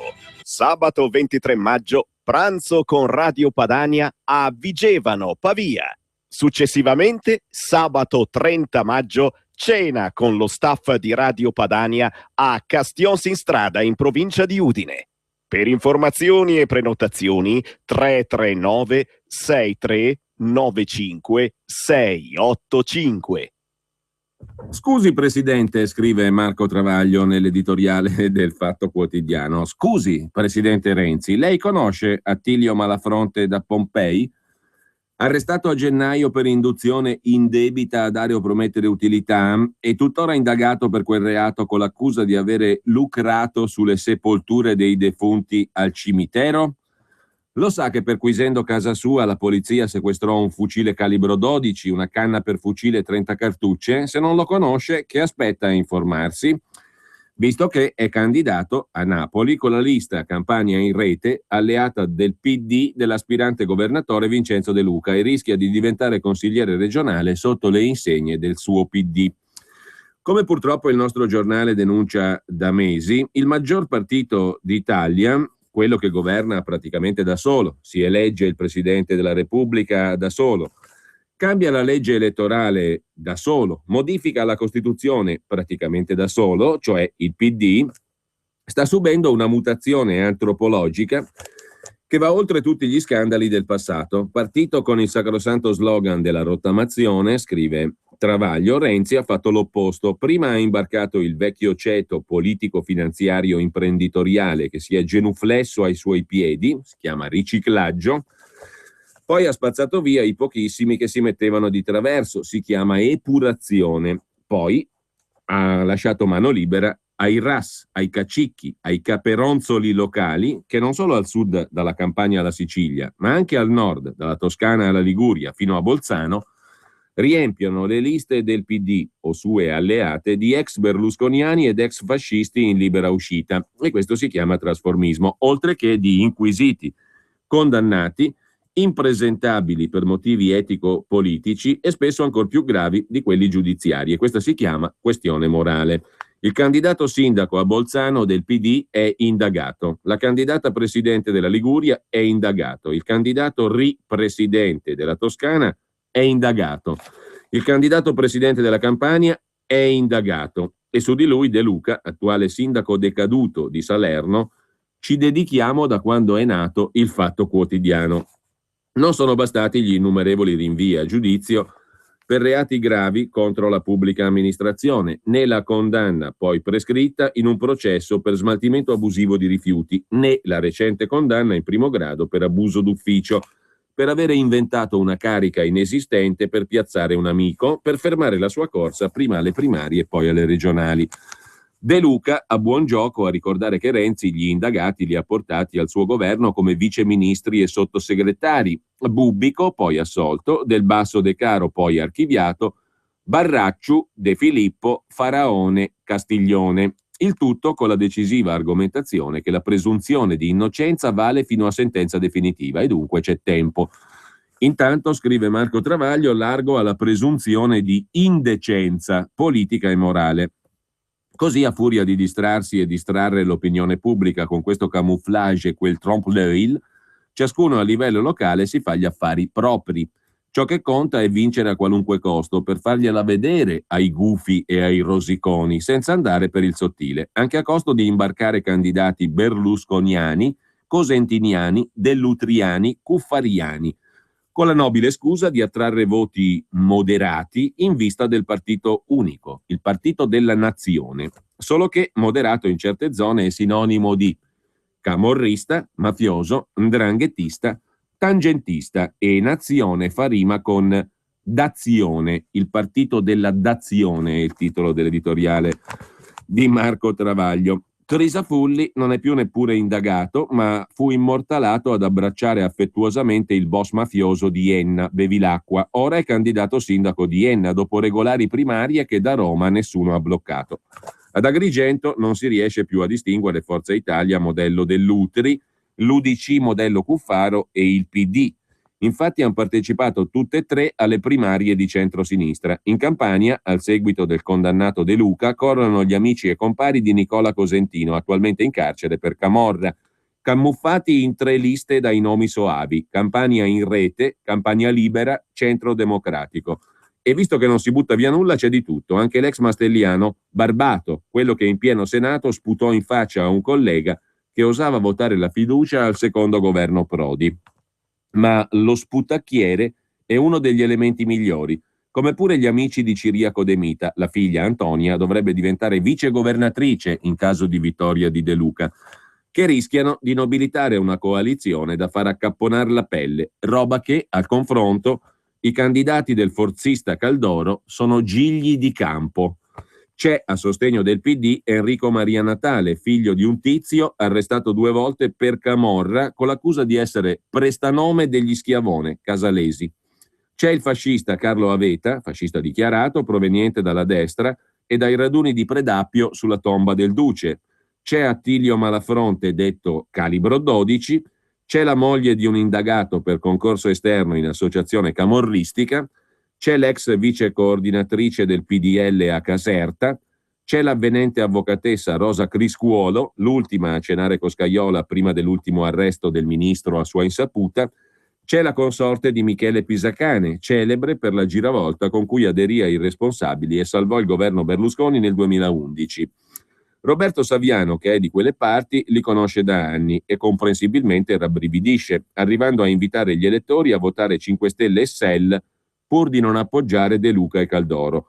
Il solitamente garrulo Matteo Renzi, che parla e twitta sullo scibile umano, su queste sconcezze tace e dunque acconsente. E così rade al suolo l'ultima delle nobili eredità che ancora sopravvivevano nel popolo del centro-sinistra, la legalità, conclude Travaglio. Del resto però è tipico di Renzi: quando c'è qualcosa che non quadra, non funziona, lui la ignora e twitta su tutto il resto, quello che gli pare a lui. Gli italiani sono un grande popolo.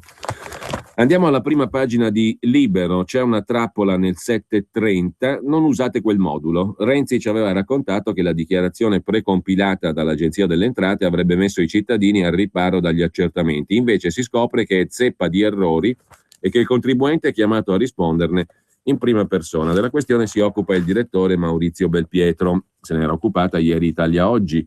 Se il fisco sbaglia, paghiamo noi. Nel 730 precompilato c'è una trappola. L'Agenzia delle Entrate ha precisato che in caso di nostro errore a risponderne saranno comunque i contribuenti, nostro dell'Agenzia delle Entrate, cioè se l'Agenzia delle Entrate precompilando il 730 sbaglia, paga il contribuente. Un'operazione da strozzini, scrive Maurizio Belpietro. Il premier aveva detto che i cittadini sarebbero stati al riparo da multe e sanzioni. Parole vane, dovranno come al solito rivolgersi a commercialisti e CAF.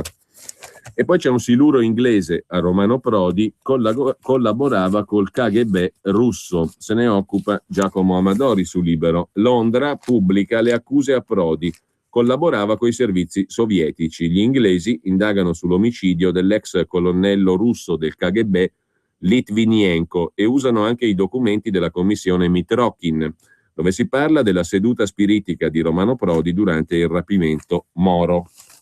Sempre poi dalla prima pagina di Libero: a ogni famiglia Rom, la Roma di Ignazio Marino dà 2.750 euro al mese e ora avranno i bonus casa. Ci torniamo tra poco. Ma Franco Bechis, come detto, si occupa di Grasso e Boldrini che pagano 222.000 euro a Berlusconi, una delibera farsa sullo stop ai vitalizi per i parlamentari condannati. Addio vitalizio per i condannati per mafia, terrorismo, corruzione, concussione, peculato e varie altre amenità. Bravi bene bis, scrive Bechis, anzi champagne. C'è una bottiglia speciale nel frigo di Silvio Berlusconi, perché grazie alla decisione presa ieri dagli uffici di presidenza di Camera e Senato, a casa di Berlusconi sta per arrivare un assegnone da 222.438,71 euro, con in calce la doppia firma Laura Boldrini-Piero Grasso. Non che a Berlusconi manchi liquidità, figurarsi, ma quei soldini, tutti in un colpo, inattesi, fanno piacere anche a un riccone come lui. E che soddisfazione quelle firme in calce, Grasso-Boldrini. Uno degli aspetti più grotteschi del Boldrini e Grasso show di ieri è proprio questo, scrive Bechis. La delibera individua una serie di reati per cui se si è condannati a più di 2 anni si perde il vitalizio dal prossimo 7 luglio. Hanno dato 2 mesi di preavviso, come quando si licenziano i dirigenti. Ma in cambio chi non percepirà più l'assegno mensile si vedrà restituire tutti i contributi versati non da lui, ma dalle Camere, cioè dal cittadino, durante la propria carriera parlamentare, al netto delle mensilità già percepite. Berlusconi è stato parlamentare 19 anni e 7 mesi e ha ricevuto il vitalizio 17 mesi. Ha diritto quindi alla restituzione di 221 mensilità di quei contributi versati, 1.006,51 euro al mese, in totale 222.438,71 euro. E a dire il vero la somma potrebbe essere più alta perché quei contributi andrebbero indicizzati al costo della vita o incrementati di un interesse annuale. Non è il solo aspetto grottesco di quella decisione che Boldrini e Grasso hanno preso sotto il pressing del PD di Renzi, che voleva soffiare l'argomento al Movimento 5 Stelle. Non è male, ad esempio, la parte finale della delibera approvata, che testualmente recita: le disposizioni non si applicano agli assegni e pensioni di reversibilità che spettano ai familiari superstiti laddove l'ex deputato sia deceduto prima dell'entrata in vigore della delibera. Questo significa, per esempio, che Anna Craxi potrà continuare a ricevere il vitalizio del compianto marito Bettino e tante altre o altri come lei. Siccome le norme entreranno in vigore fra 60 giorni, quei 2 mesi diventano un invito all'omicidio o all'uxoricidio per tante mogli e mariti di politici condannati.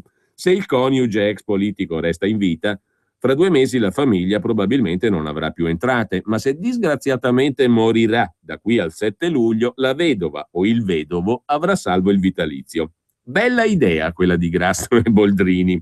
Fra i possibili colpiti dalle norme, oltre a Berlusconi, che non ha più moglie e quindi oltre all'assegnone ha la certezza di aver salva la vita, ci sono Marcello Dell'Utri, Cesare Previti, Toni Negri, Totò Cuffaro, forse Claudio Martelli, Arnaldo Forlani, Gianni De Michelis, Gian Stefano Frigerio, Francesco De Lorenzo, Alfredo Vito, Giuseppe Ciarrapico.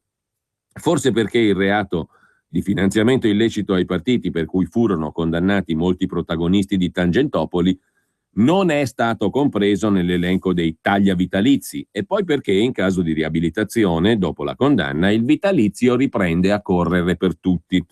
Peraltro né Camera né Senato, prima di votare, hanno cercato di capire quanti ex parlamentari sarebbero stati coinvolti e che costo avrebbe avuto sui bilanci di quest'anno quella restituzione immediata dei contributi versati.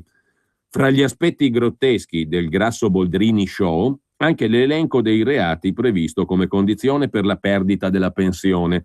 I 2 l'hanno scopiazzato in fretta dalla legge Severino, senza neanche guardare.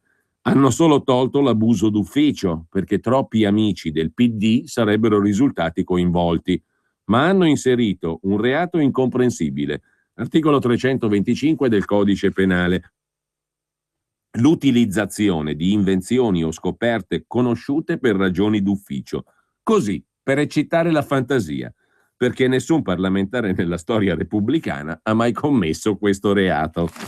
Fantastico il pezzo di Franco Bechis, oggi in prima pagina e a pagina 4. A pagina 9 di Libero invece la casta degli zingari, che parolaccia, a Roma. Per ogni famiglia 2.750 euro al mese il comune spende per un nomade il triplo di quanto spetta a un invalido al 100%. Nell'ultimo anno i fondi per le baraccopoli sono aumentati del 30% e ora il Comune di Roma vuol dargli anche il bonus casa. La dolce vita degli zingari a Roma, scrive Libero. E sempre da Libero, chiese sconsacrate in Francia, la metà diventeranno moschee, l'ultimo caso a Rouen, segni dei tempi, diciamo così. Sempre più luoghi di culto cattolici costretti a chiudere per mancanza di fondi, Ne approfittano i musulmani con la condiscendenza dei sindaci locali, di destra e di sinistra, in cerca di voti.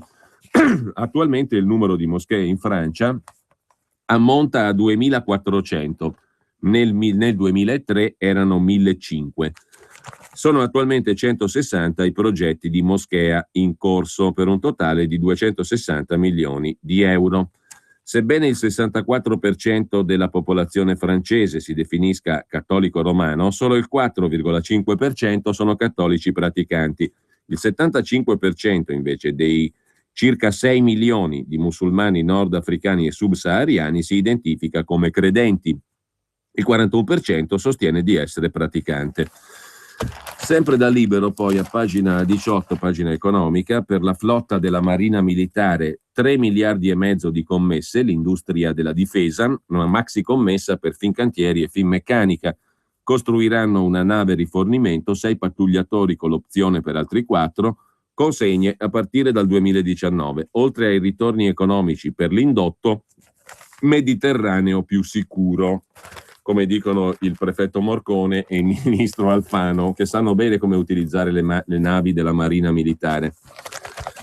Mentre sullo stop ai vitalizi dei condannati si sofferma anche Franco Adriano a pagina 3 di Italia Oggi, laddove a pagina 2 invece l'economista Carlo Pelanda si occupa della cancellazione dei debiti pubblici, i debiti sovrani cosiddetti.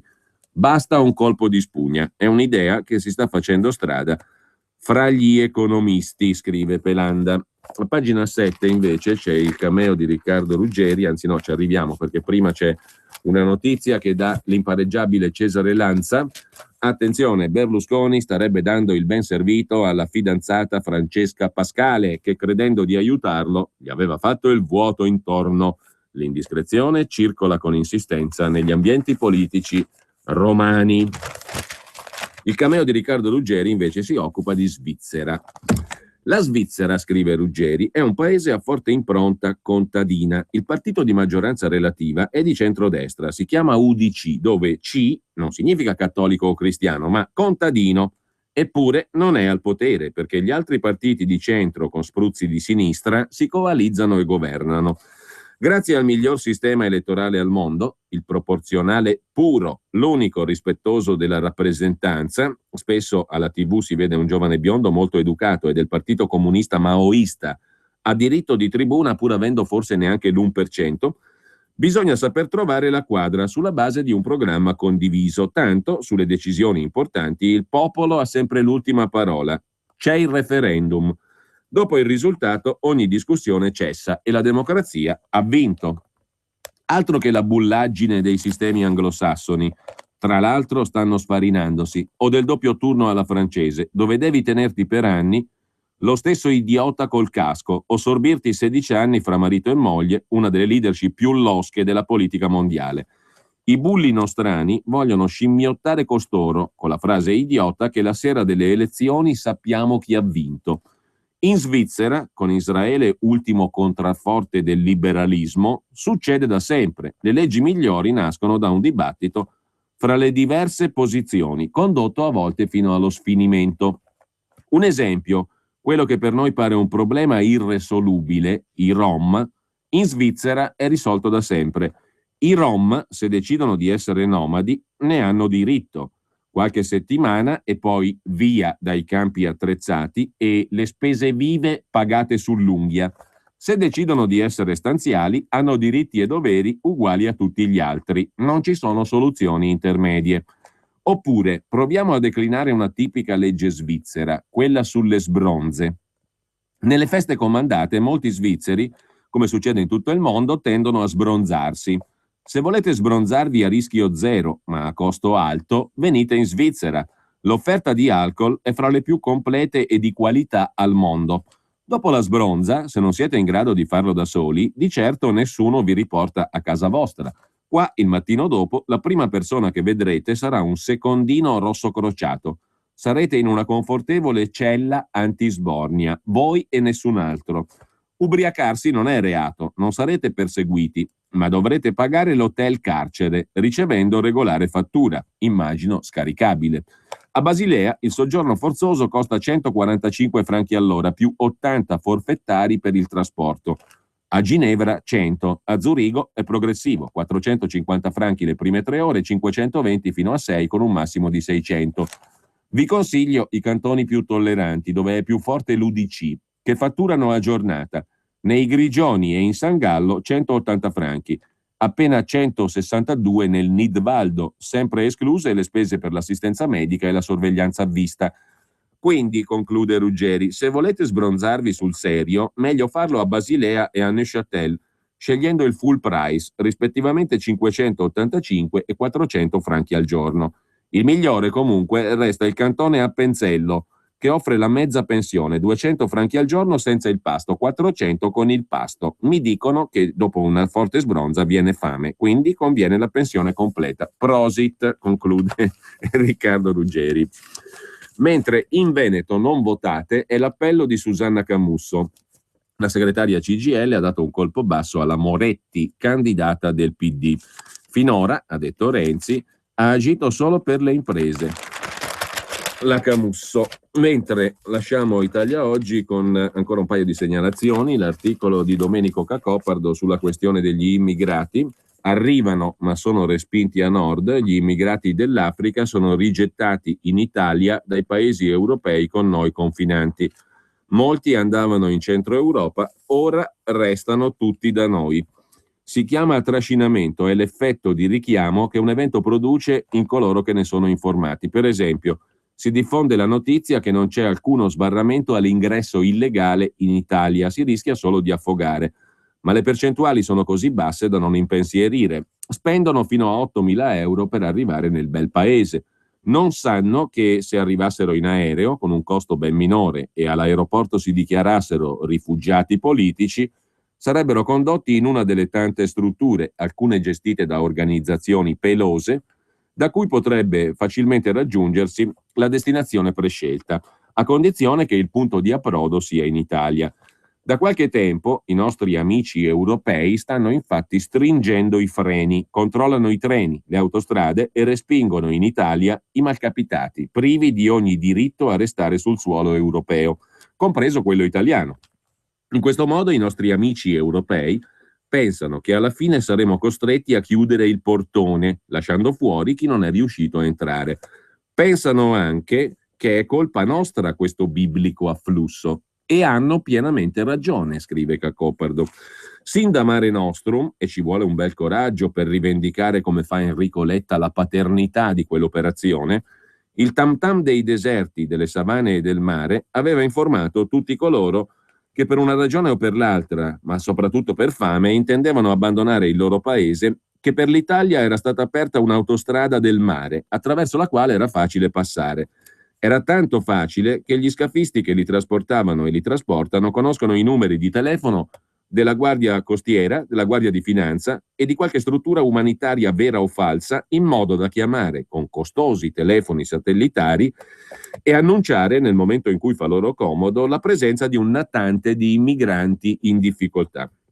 Nel giro di poco tempo, scrive Cacopardo, sopraggiungono navi italiane, ora anche di altre nazioni europee, che tutte quante raccolgono i vivi e ben capitati e li trasportano in territorio italiano, da cui è facile muovere nelle direzioni suggerite da parenti e amici. Perciò il sistema in atto non solo soccorre migranti senza titolo legittimo, ma fa sapere a tutto il mondo, a sud del Mediterraneo, che arrivare in Italia è facile, matematico, tranne qualche incidente mortale. Quindi movimentano altri disperati, affamati, assetati, prosperano le organizzazioni che gestiscono il traffico e a quanto pare sono talmente ricche da impedire la procedibilità di qualsiasi accordo tra le varie fazioni libiche e da godere di molto peso nell'ISIS e nelle sue diramazioni nordafricane.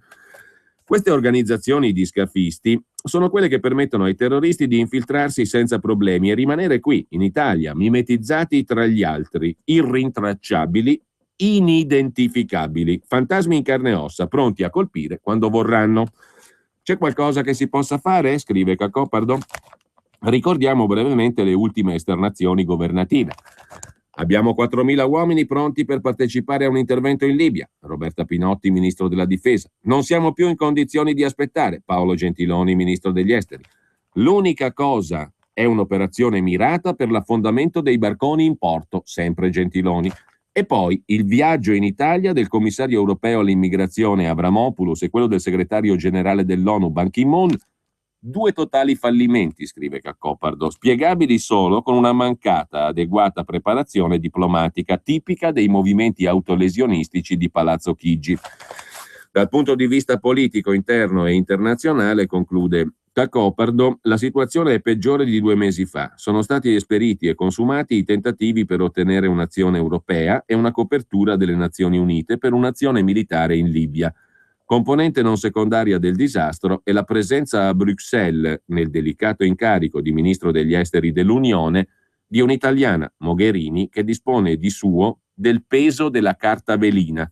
Dopo alcune comparsate su TV italiane compiacenti, Mogherini è tornata nell'oblio totale. E prima della pubblicità, l'ultima segnalazione da Italia Oggi: il capo di Volkswagen prende 75 volte lo stipendio della Merkel e anche i suoi dipendenti sono pieni di gratifiche. Alla Porsche 8.600 euro a testa. Angela è la donna più potente d'Europa, ma il capo della Volkswagen prende 75 volte lei. Davanti a voi uno dei luoghi più fashion della città. Qui tutto parla di stile, dagli spoiler e i paraurti sportivi, ai cerchi in lega da 18 bruniti, alla vernice nera lucida a contrasto di tetto e retrovisori. Un dettaglio molto contemporaneo. Scopri la nuova Volkswagen Tiguan Cityscape, la più esclusiva tra le Tiguan. Da oggi con navigatore touch, volante multifunzione in pelle traforata e sensori di parcheggio di serie. Gamma Tiguan, a partire da 20.900 euro. Offerta valida fino al 31 maggio. Info su Volkswagen.it. Nel paese del signor Balocco, i biscotti sono così buoni che ti mandano in vacanza. Compra 2 confezioni di biscotti. Puoi vincere ogni giorno un buono eDreams da 1.000 euro per andare in vacanza dove vuoi. Regolamento sul sito balocco.it. Fate i buoni. Nell'universo dei prodotti per animali c'è un grande pianeta da scoprire. È Arcaplanet. Cibo, accessori e un cuore grandissimo. Fino al 17 maggio, Arcaplanet sostiene i trovatelli di EMPA. Una donazione per ogni spesa sopra i 30 euro. Arcaplanet, i supermercati per animali. Per la tua pubblicità su Radio Padania Libera, chiama il numero 02 66 23 44 22. E torniamo ai quotidiani con il Secolo XIX di Genova, che in prima pagina e poi a pagina 4 mette in primo piano la questione dei migranti in fuga in Liguria. A decine scappano dai centri. Arrestato in Puglia uno scaffista spezzino. Mentre a Roma le regioni litigavano col Viminale, i migranti arrivati da poche ore in Liguria cercavano e cercano la fuga. Una buona parte dei 424 sbarcati alla Spezia e distribuiti in vari centri stanno cercando di raggiungere Milano e da lì forse i paesi del nord Europa, scrive il quotidiano genovese. Migranti in fuga dai centri, i più giovani, quasi tutti eritrei, scappano da Genova, Imperia e Savona. È emergenza profughi in Liguria. Appena arrivati sono in fuga. Giovani migranti, molti giovanissimi, sono fuggiti dalle comunità nelle quali erano stati ospitati dopo lo sbarco dell'altra mattina alla Spezia. Una trentina scappati da Savona e Imperia sono stati bloccati ieri su un treno diretto a Genova.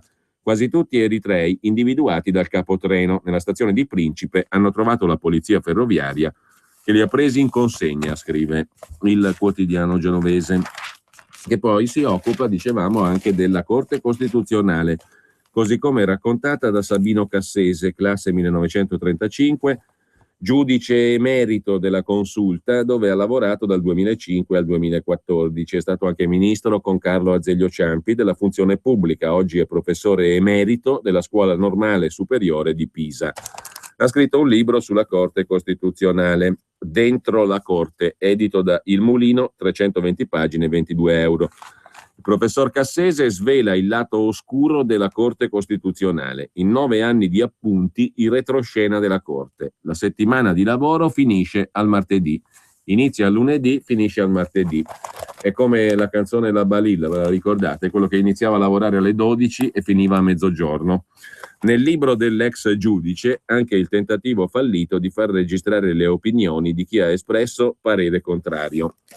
Ma lasciamo il quotidiano genovese con le pagine di cronaca cittadina e locale a pagina 21 del secolo XIX, un altro articolo sulla questione della Carige, invece, Cassa Risparmio Genova. Usavano telefoni cinesi per dribblare i magistrati. Il processo ha rivelato nuovi dettagli.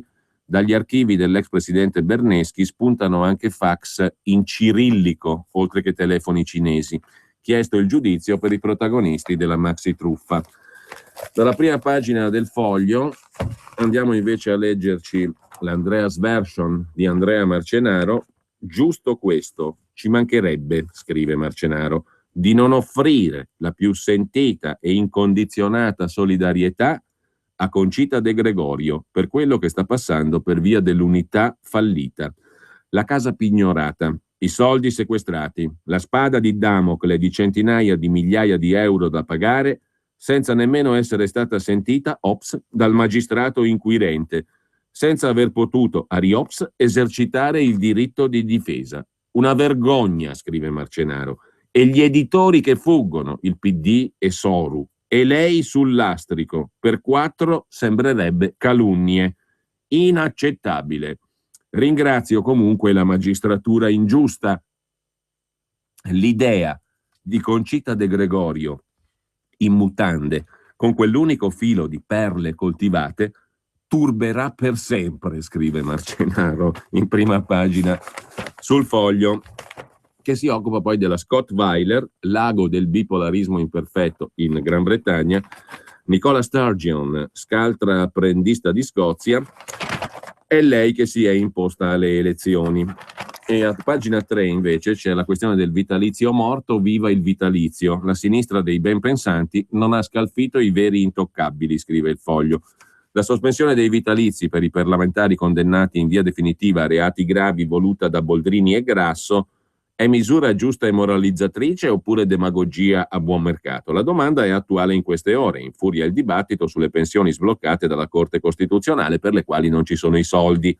A chi pensa che i politici siano tutti sporchi, brutti, cattivi, l'iniziativa della quale Boldrini e Grasso si stanno fregiando è minimalista. Perché allora non abolire ogni forma di finanziamento pubblico dei partiti? Peccato però che in particolare la sinistra, soprattutto boldriniana, ma anche una frangia cospicua della destra e della Lega, non vogliano sentir parlare di erogazioni private, chiare e dichiarate, si intende, e che quegli stessi considerino le fondazioni delle organizzazioni di malaffare a prescindere. Fingono di non sapere che anche in Italia esistono le lobby che altrove sono legali e necessitano di badge di riconoscimento, mentre qui, fino a non molto tempo fa, partecipavano alle consultazioni di governo. Coloro che rifiutano un rapporto laico con la politica e lasciano che sia la politica a dipendere dalle campagne del Fatto Quotidiano o di Facebook sono gli stessi che difendono l'intangibilità del mandato parlamentare, contrabbandano le preferenze come valore etico assoluto, denunciano il voto di fiducia come prova di tirannide. Vabbè, conclude il Foglio, allora togliete i vitalizi a qualche colpevole di mafia, strage, terrorismo, truffa grave allo Stato. I codici militari prevedono norme molto più restrittive, poi però spiegateci come fate contemporaneamente a difendere e a calare il tutto in un sistema previdenziale universalistico per buoni e cattivi, con contributi fasulli e baby pensionati, scatti e riscatti, finte invalidità, nonché trattamenti da sogno e supercumulati per l'alta burocrazia e l'alta magistratura, quelli sì intoccabili. Lasciamo il Foglio e andiamo ad Avvenire. In primo piano su Avvenire c'è ancora il nemico. In questi giorni il nemico per Avvenire è il presidente siriano Assad. Al contrario, invece, c'è una intervista oggi sull'Espresso, la vedremo tra poco, a Marine Le Pen, che dice esattamente finiamola di identificare in Assad il nemico. Mentre invece per i vescovi e per i cardinali italiani il nemico è Assad. L'Arabia Saudita e la Turchia hanno stretto un patto strategico per fornire un sostegno ai gruppi islamici dell'opposizione che si battono contro il presidente Bashar al-Assad. Una tenaglia turco-saudita contro il presidente siriano. La politologa siriana Kodmani dice che il mondo deve salvare Aleppo, salvarlo però non dagli islamici, dai turco-sauditi, bensì da Assad, il presidente siriano. Interessante questa posizione dei vescovi italiani, mentre Natale Farinetti, detto Oscar, si quoterà in borsa al 33%, la sua Italy. Italy andrà in borsa.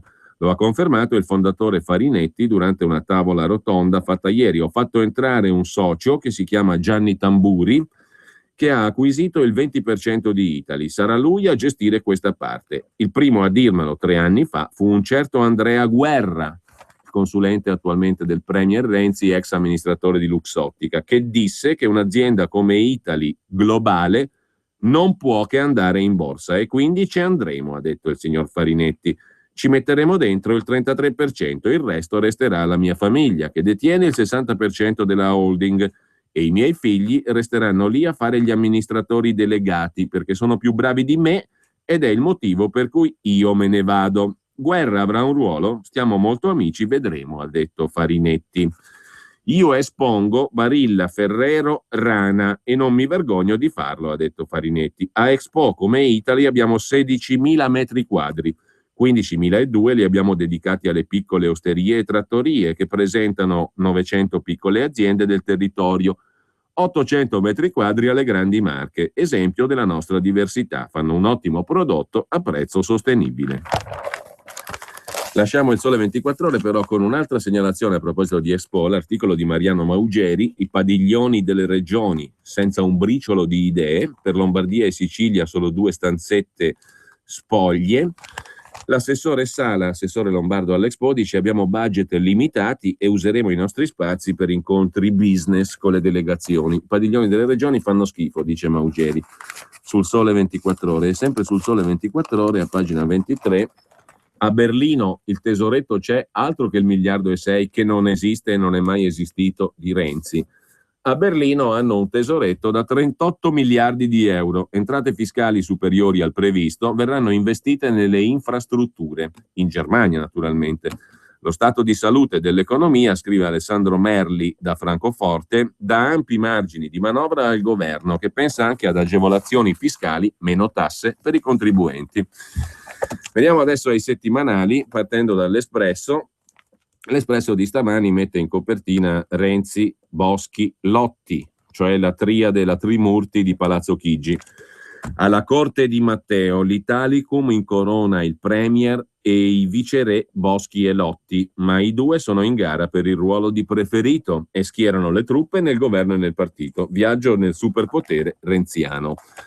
Sempre dall'Espresso, poi in primo piano i veleni di corte. Tra i due viceré Boschi e Lotti nascono le prime crepe, diversi come il giorno e la notte, entrambi manovrano all'ombra del capo assoluto, che sarebbe poi Renzi.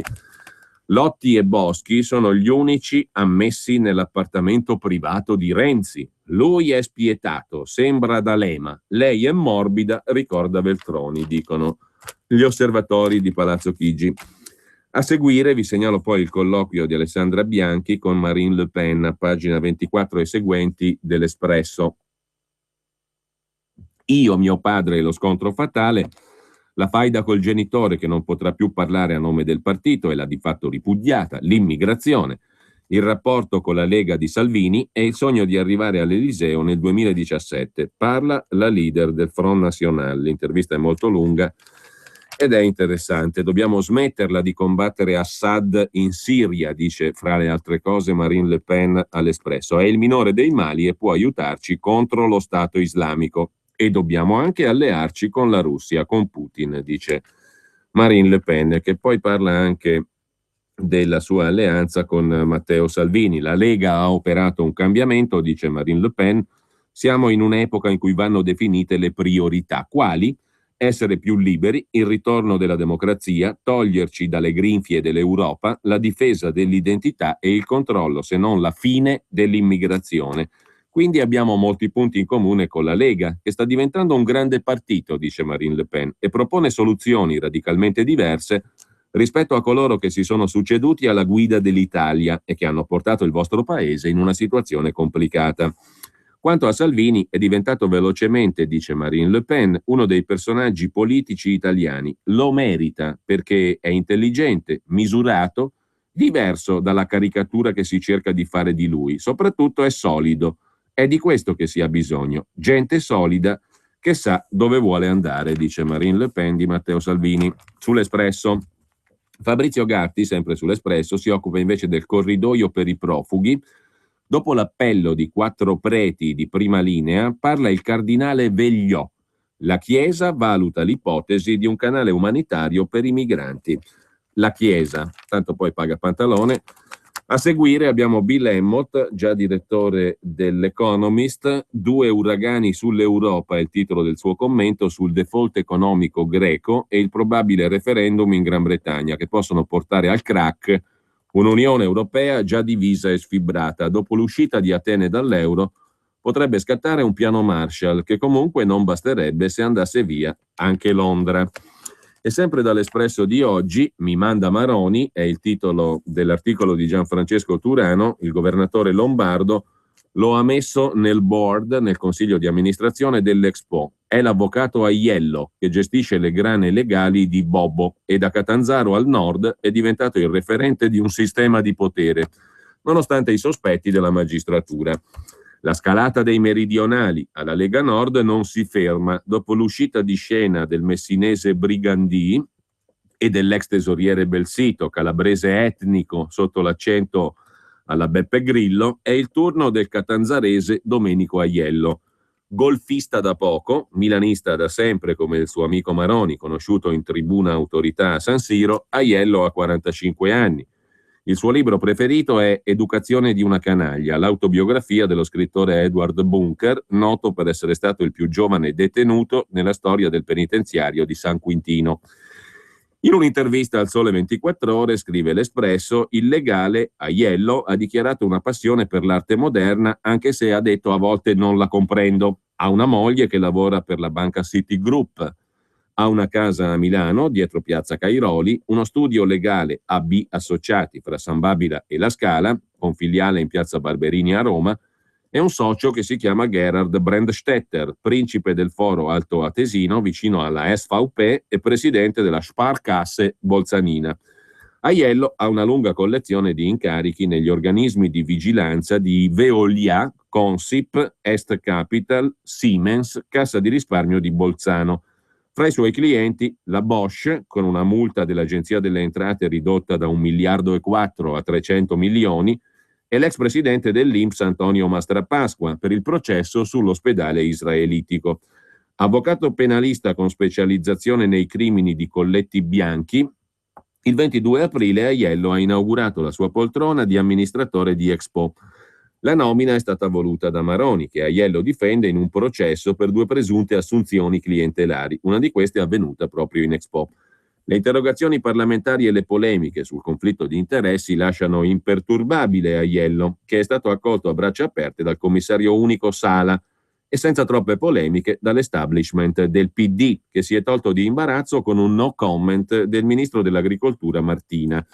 Per dirla alla Renzi, nonostante i gufi, la nomina non ha suscitato opposizione nel Consiglio, dice Aiello. E sì che fra i miei colleghi ci sono un direttore generale delle finanze, un ex membro del CSM e presidente dell'Ordine degli Avvocati, senza parlare del controllo della Corte dei Conti. Anche su un'altra questione delicata, le conversazioni registrate dalla Procura Antimafia di Reggio Calabria, dove Aiello si informa con l'allora procuratore aggiunto di Milano Robledo sulle indagini di Rimborsopoli, l'avvocato replica senza giri di parole. In quel periodo chiamavo anche Giancarlo Caselli con la stessa frequenza per la stessa indagine e anche Francesco Greco, procuratore aggiunto a Napoli, ma i giornali hanno scritto solo delle telefonate con Robledo. Troppo facile l'equazione fra calabrese e 'ndranghettista, dice l'avvocato. L'ombra del crimine senza colletto bianco, scrive l'Espresso, aleggia su Aiello da circa 3 anni, da quando è stato dichiarato soggetto di interesse investigativo, proprio a partire dai rapporti fra l'ex tesoriere della Lega Belsito e il sedicente avvocato di Reggio Calabria Bruno Mafrici, consulente dell'allora ministro Calderoli. A Reggio Calabria Aiello non risulta ufficialmente indagato, ma fra queste espressioni vaghe, soggetto di interesse investigativo, l'elemento certo è la crescita del suo potere nel partito. È stato lui a difendere Maroni quando Brigandì ne ha chiesto in tribunale la decadenza dall'allora segretario della Lega. È sempre Aiello che ha difeso Maroni dalle accuse di finanziamenti illeciti alla Lega nate nell'indagine sull'ex numero 1 di Finmeccanica Orsi e poi conclusesi con un super nulla di fatto.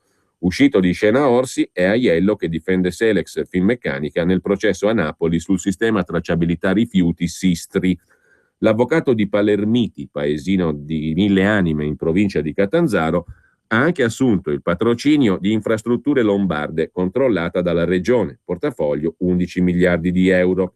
Quando la magistratura è intervenuta su Infrastrutture Lombarde, nel consiglio di gestione della società pubblica sedeva Anna Tavano, ex direttore generale della Regione Calabria con il presidente Scoppelliti, figlia di un gestore di supermercati a Catanzaro, moglie dell'avvocato Aiello. Il potenziale conflitto di interessi è stato risolto 6 mesi dopo, quando Tavano è tornata lì dove aveva iniziato la carriera, cioè nella banca Citigroup, colosso finanziario difeso dal marito in uno dei filoni del processo Parmalat.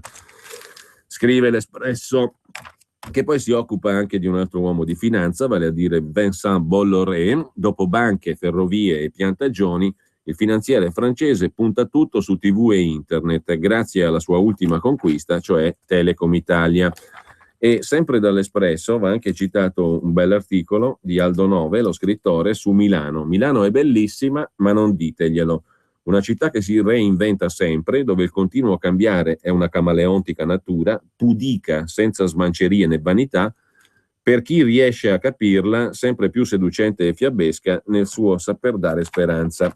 Dopo Milano, però, un pochino più a ovest, c'è il Piemonte, e un dossier sul Piemonte è l'ultima segnalazione dall'Espresso di oggi. C'è fiducia nell'aria, scrive Valeria Palermi. Le aziende piemontesi contano su aumenti di produzione, ordini e occupazione. E Torino conta su 3 assi: Sindone, nuovo museo egizio, effetto Expo. Ripartiamo dalle medie imprese, non solo Fiat. A guardare alla ripresa oggi sono i distretti piemontesi, volano le esportazioni di mezzi di trasporto, macchinari, agroalimentari, e lo snodo del rilancio sono le medie imprese. Già che siamo in vena di settimanali, vi segnalo anche il venerdì di Repubblica, dove c'è un curioso articolo, chiedo scusa, un curioso articolo su uno staterello fondato da un tizio molto originale che lo ha chiamato Liberland, terra libera. Un libero stato tra Croazia e Serbia, su una terra di nessuno, più grande del Vaticano. Un politico ceco, inteso come della Repubblica Ceca, raccoglie richieste a valanghe per andare ad abitare a Liberland, una terra di nessuno fra Croazia e Serbia, dove si è infilato questo giovane politico che ha fondato il piccolo stato, tutto dedito alle libertà. L'articolo su Venerdì a pagina 30, e sempre sul Venerdì c'è anche da segnalare una curiosa vicenda di amore e poligamia. 2 ministri che dividono il Marocco. Nel rispetto del Corano, lui ha portato la moglie a chiedere la mano della sposa che vuole fare seconda moglie, ma il paese è insorto. Una vicenda d'amore, politica e religione. Habib Ciubani, 52enne ministro delle relazioni con la società civile, si è innamorato di una collega coetanea al Ministero dell'Insegnamento Superiore. Il fatto che la love story sia diventata di dominio pubblico non ha spaventato i due, ma a quanto pare, dice il Venerdì, il Marocco è insorto contro questa scelta poligamica, peraltro permessa dal Corano. A proposito di Corano, in Camerun la vita non vale più, racconta Giovanni Porzio, sempre sul Venerdì di Repubblica. Grazie agli sforzi militari, da qualche mese l'espansione del califfato islamico africano si è fermata, ma la vittoria è lontana. I campi sono pieni di profughi e gli islamici di Boko Haram fanno ancora proseliti in Camerun. Dal Camerun andiamo invece alla Svizzera, anzi c'è andata una delegazione di sardi che vogliono essere annessi alla Svizzera. Prendeteci con voi, saremo il cantone marittimo. In viaggio a Losanna fra interviste in TV e incontri ufficiali. C'è un'Italia che esporta auto e mobili e c'è un'Italia che vuole esportare parte di sé. È la curiosa storia di Andrea Caruso e Enrico Napoleone, 50enni sardi, che da un anno sono i promotori del progetto Canton Marittimo. In sintesi, vogliono che la Sardegna sia annessa alla Svizzera come 27° cantone. Infine, sempre dal Venerdì, la storia raccontata da Angelo Pellegrini, carabiniere che faceva parte della squadra di Giovanni Falcone. Il pentimento di Buscetta, gli attentati, le fughe per Roma senza scorta. Angelo Pellegrini era tra gli intimi del giudice Falcone, ucciso 23 anni fa. Oggi, ricordandolo, ripercorre una stagione, quell'ultima amara cena tra il Segugio e il pentito. Ma c'è anche il racconto di Carlo Bonini su Ostia calibro 9, violenza, corruzione, malaffare. È la storia della città quartiere divenuta un avamposto della criminalità organizzata. Nel nome della droga e del mattone, le ruspe del comune spazzano via gli stabilimenti abusivi. Segnale di ritorno alla legalità. Ci congediamo infine dal venerdì di Repubblica con un altro dato che avevamo già letto, peraltro, in alcune cronache delle pagine economiche. Nei condomini crescono i morosi, quasi 1 su 3 non paga le rate condominiali, paga in ritardo il 30% dei proprietari, le sanzioni poche e tardive. Mentre c'è un'altra uscita dal Partito Democratico a livello parlamentare, siamo alla Camera dei Deputati, Civati ha detto addio, è senatore, mentre dirà addio, perlomeno lo annuncia a Vittorio Zincone sul 7 del Corriere della Sera, anche la filosofa Michela Marzano, che è stata eletta alle ultime politiche. Il Partito Democratico mi ha deluso, lascerò la politica. Non mi piace questo Renzi da 2 pesi e 2 misure, disinteressato ai contenuti, mi ricorda Berlusconi. Allora dove vado, dice la filosofa deputata? Qui solo umiliazioni, con l'Italia ho chiuso. Tornerò in Francia, chiuderò presto la mia esperienza alla Camera, prima di fine legislatura, ma vorrei prima vedere la legge sui matrimoni gay, dice la filosofa Marzano. Con ciò noi abbiamo concluso la rassegna stampa, adesso torniamo alla musica, perché i ragazzi che abbiamo ascoltato ieri ce l'hanno fatta, sono arrivati alla fase finale del concorso di cui si parlava ieri, i Backshop, sono arrivati alla fase finale del concorso a livello italiano, di selezione italiana, concorso mondiale di cui abbiamo parlato ieri. Musica gradevole, io mi sono innamorato di sto gruppo, per cui ce lo riascoltiamo anche oggi, i Backshop con Sunny di Bobby Hebb.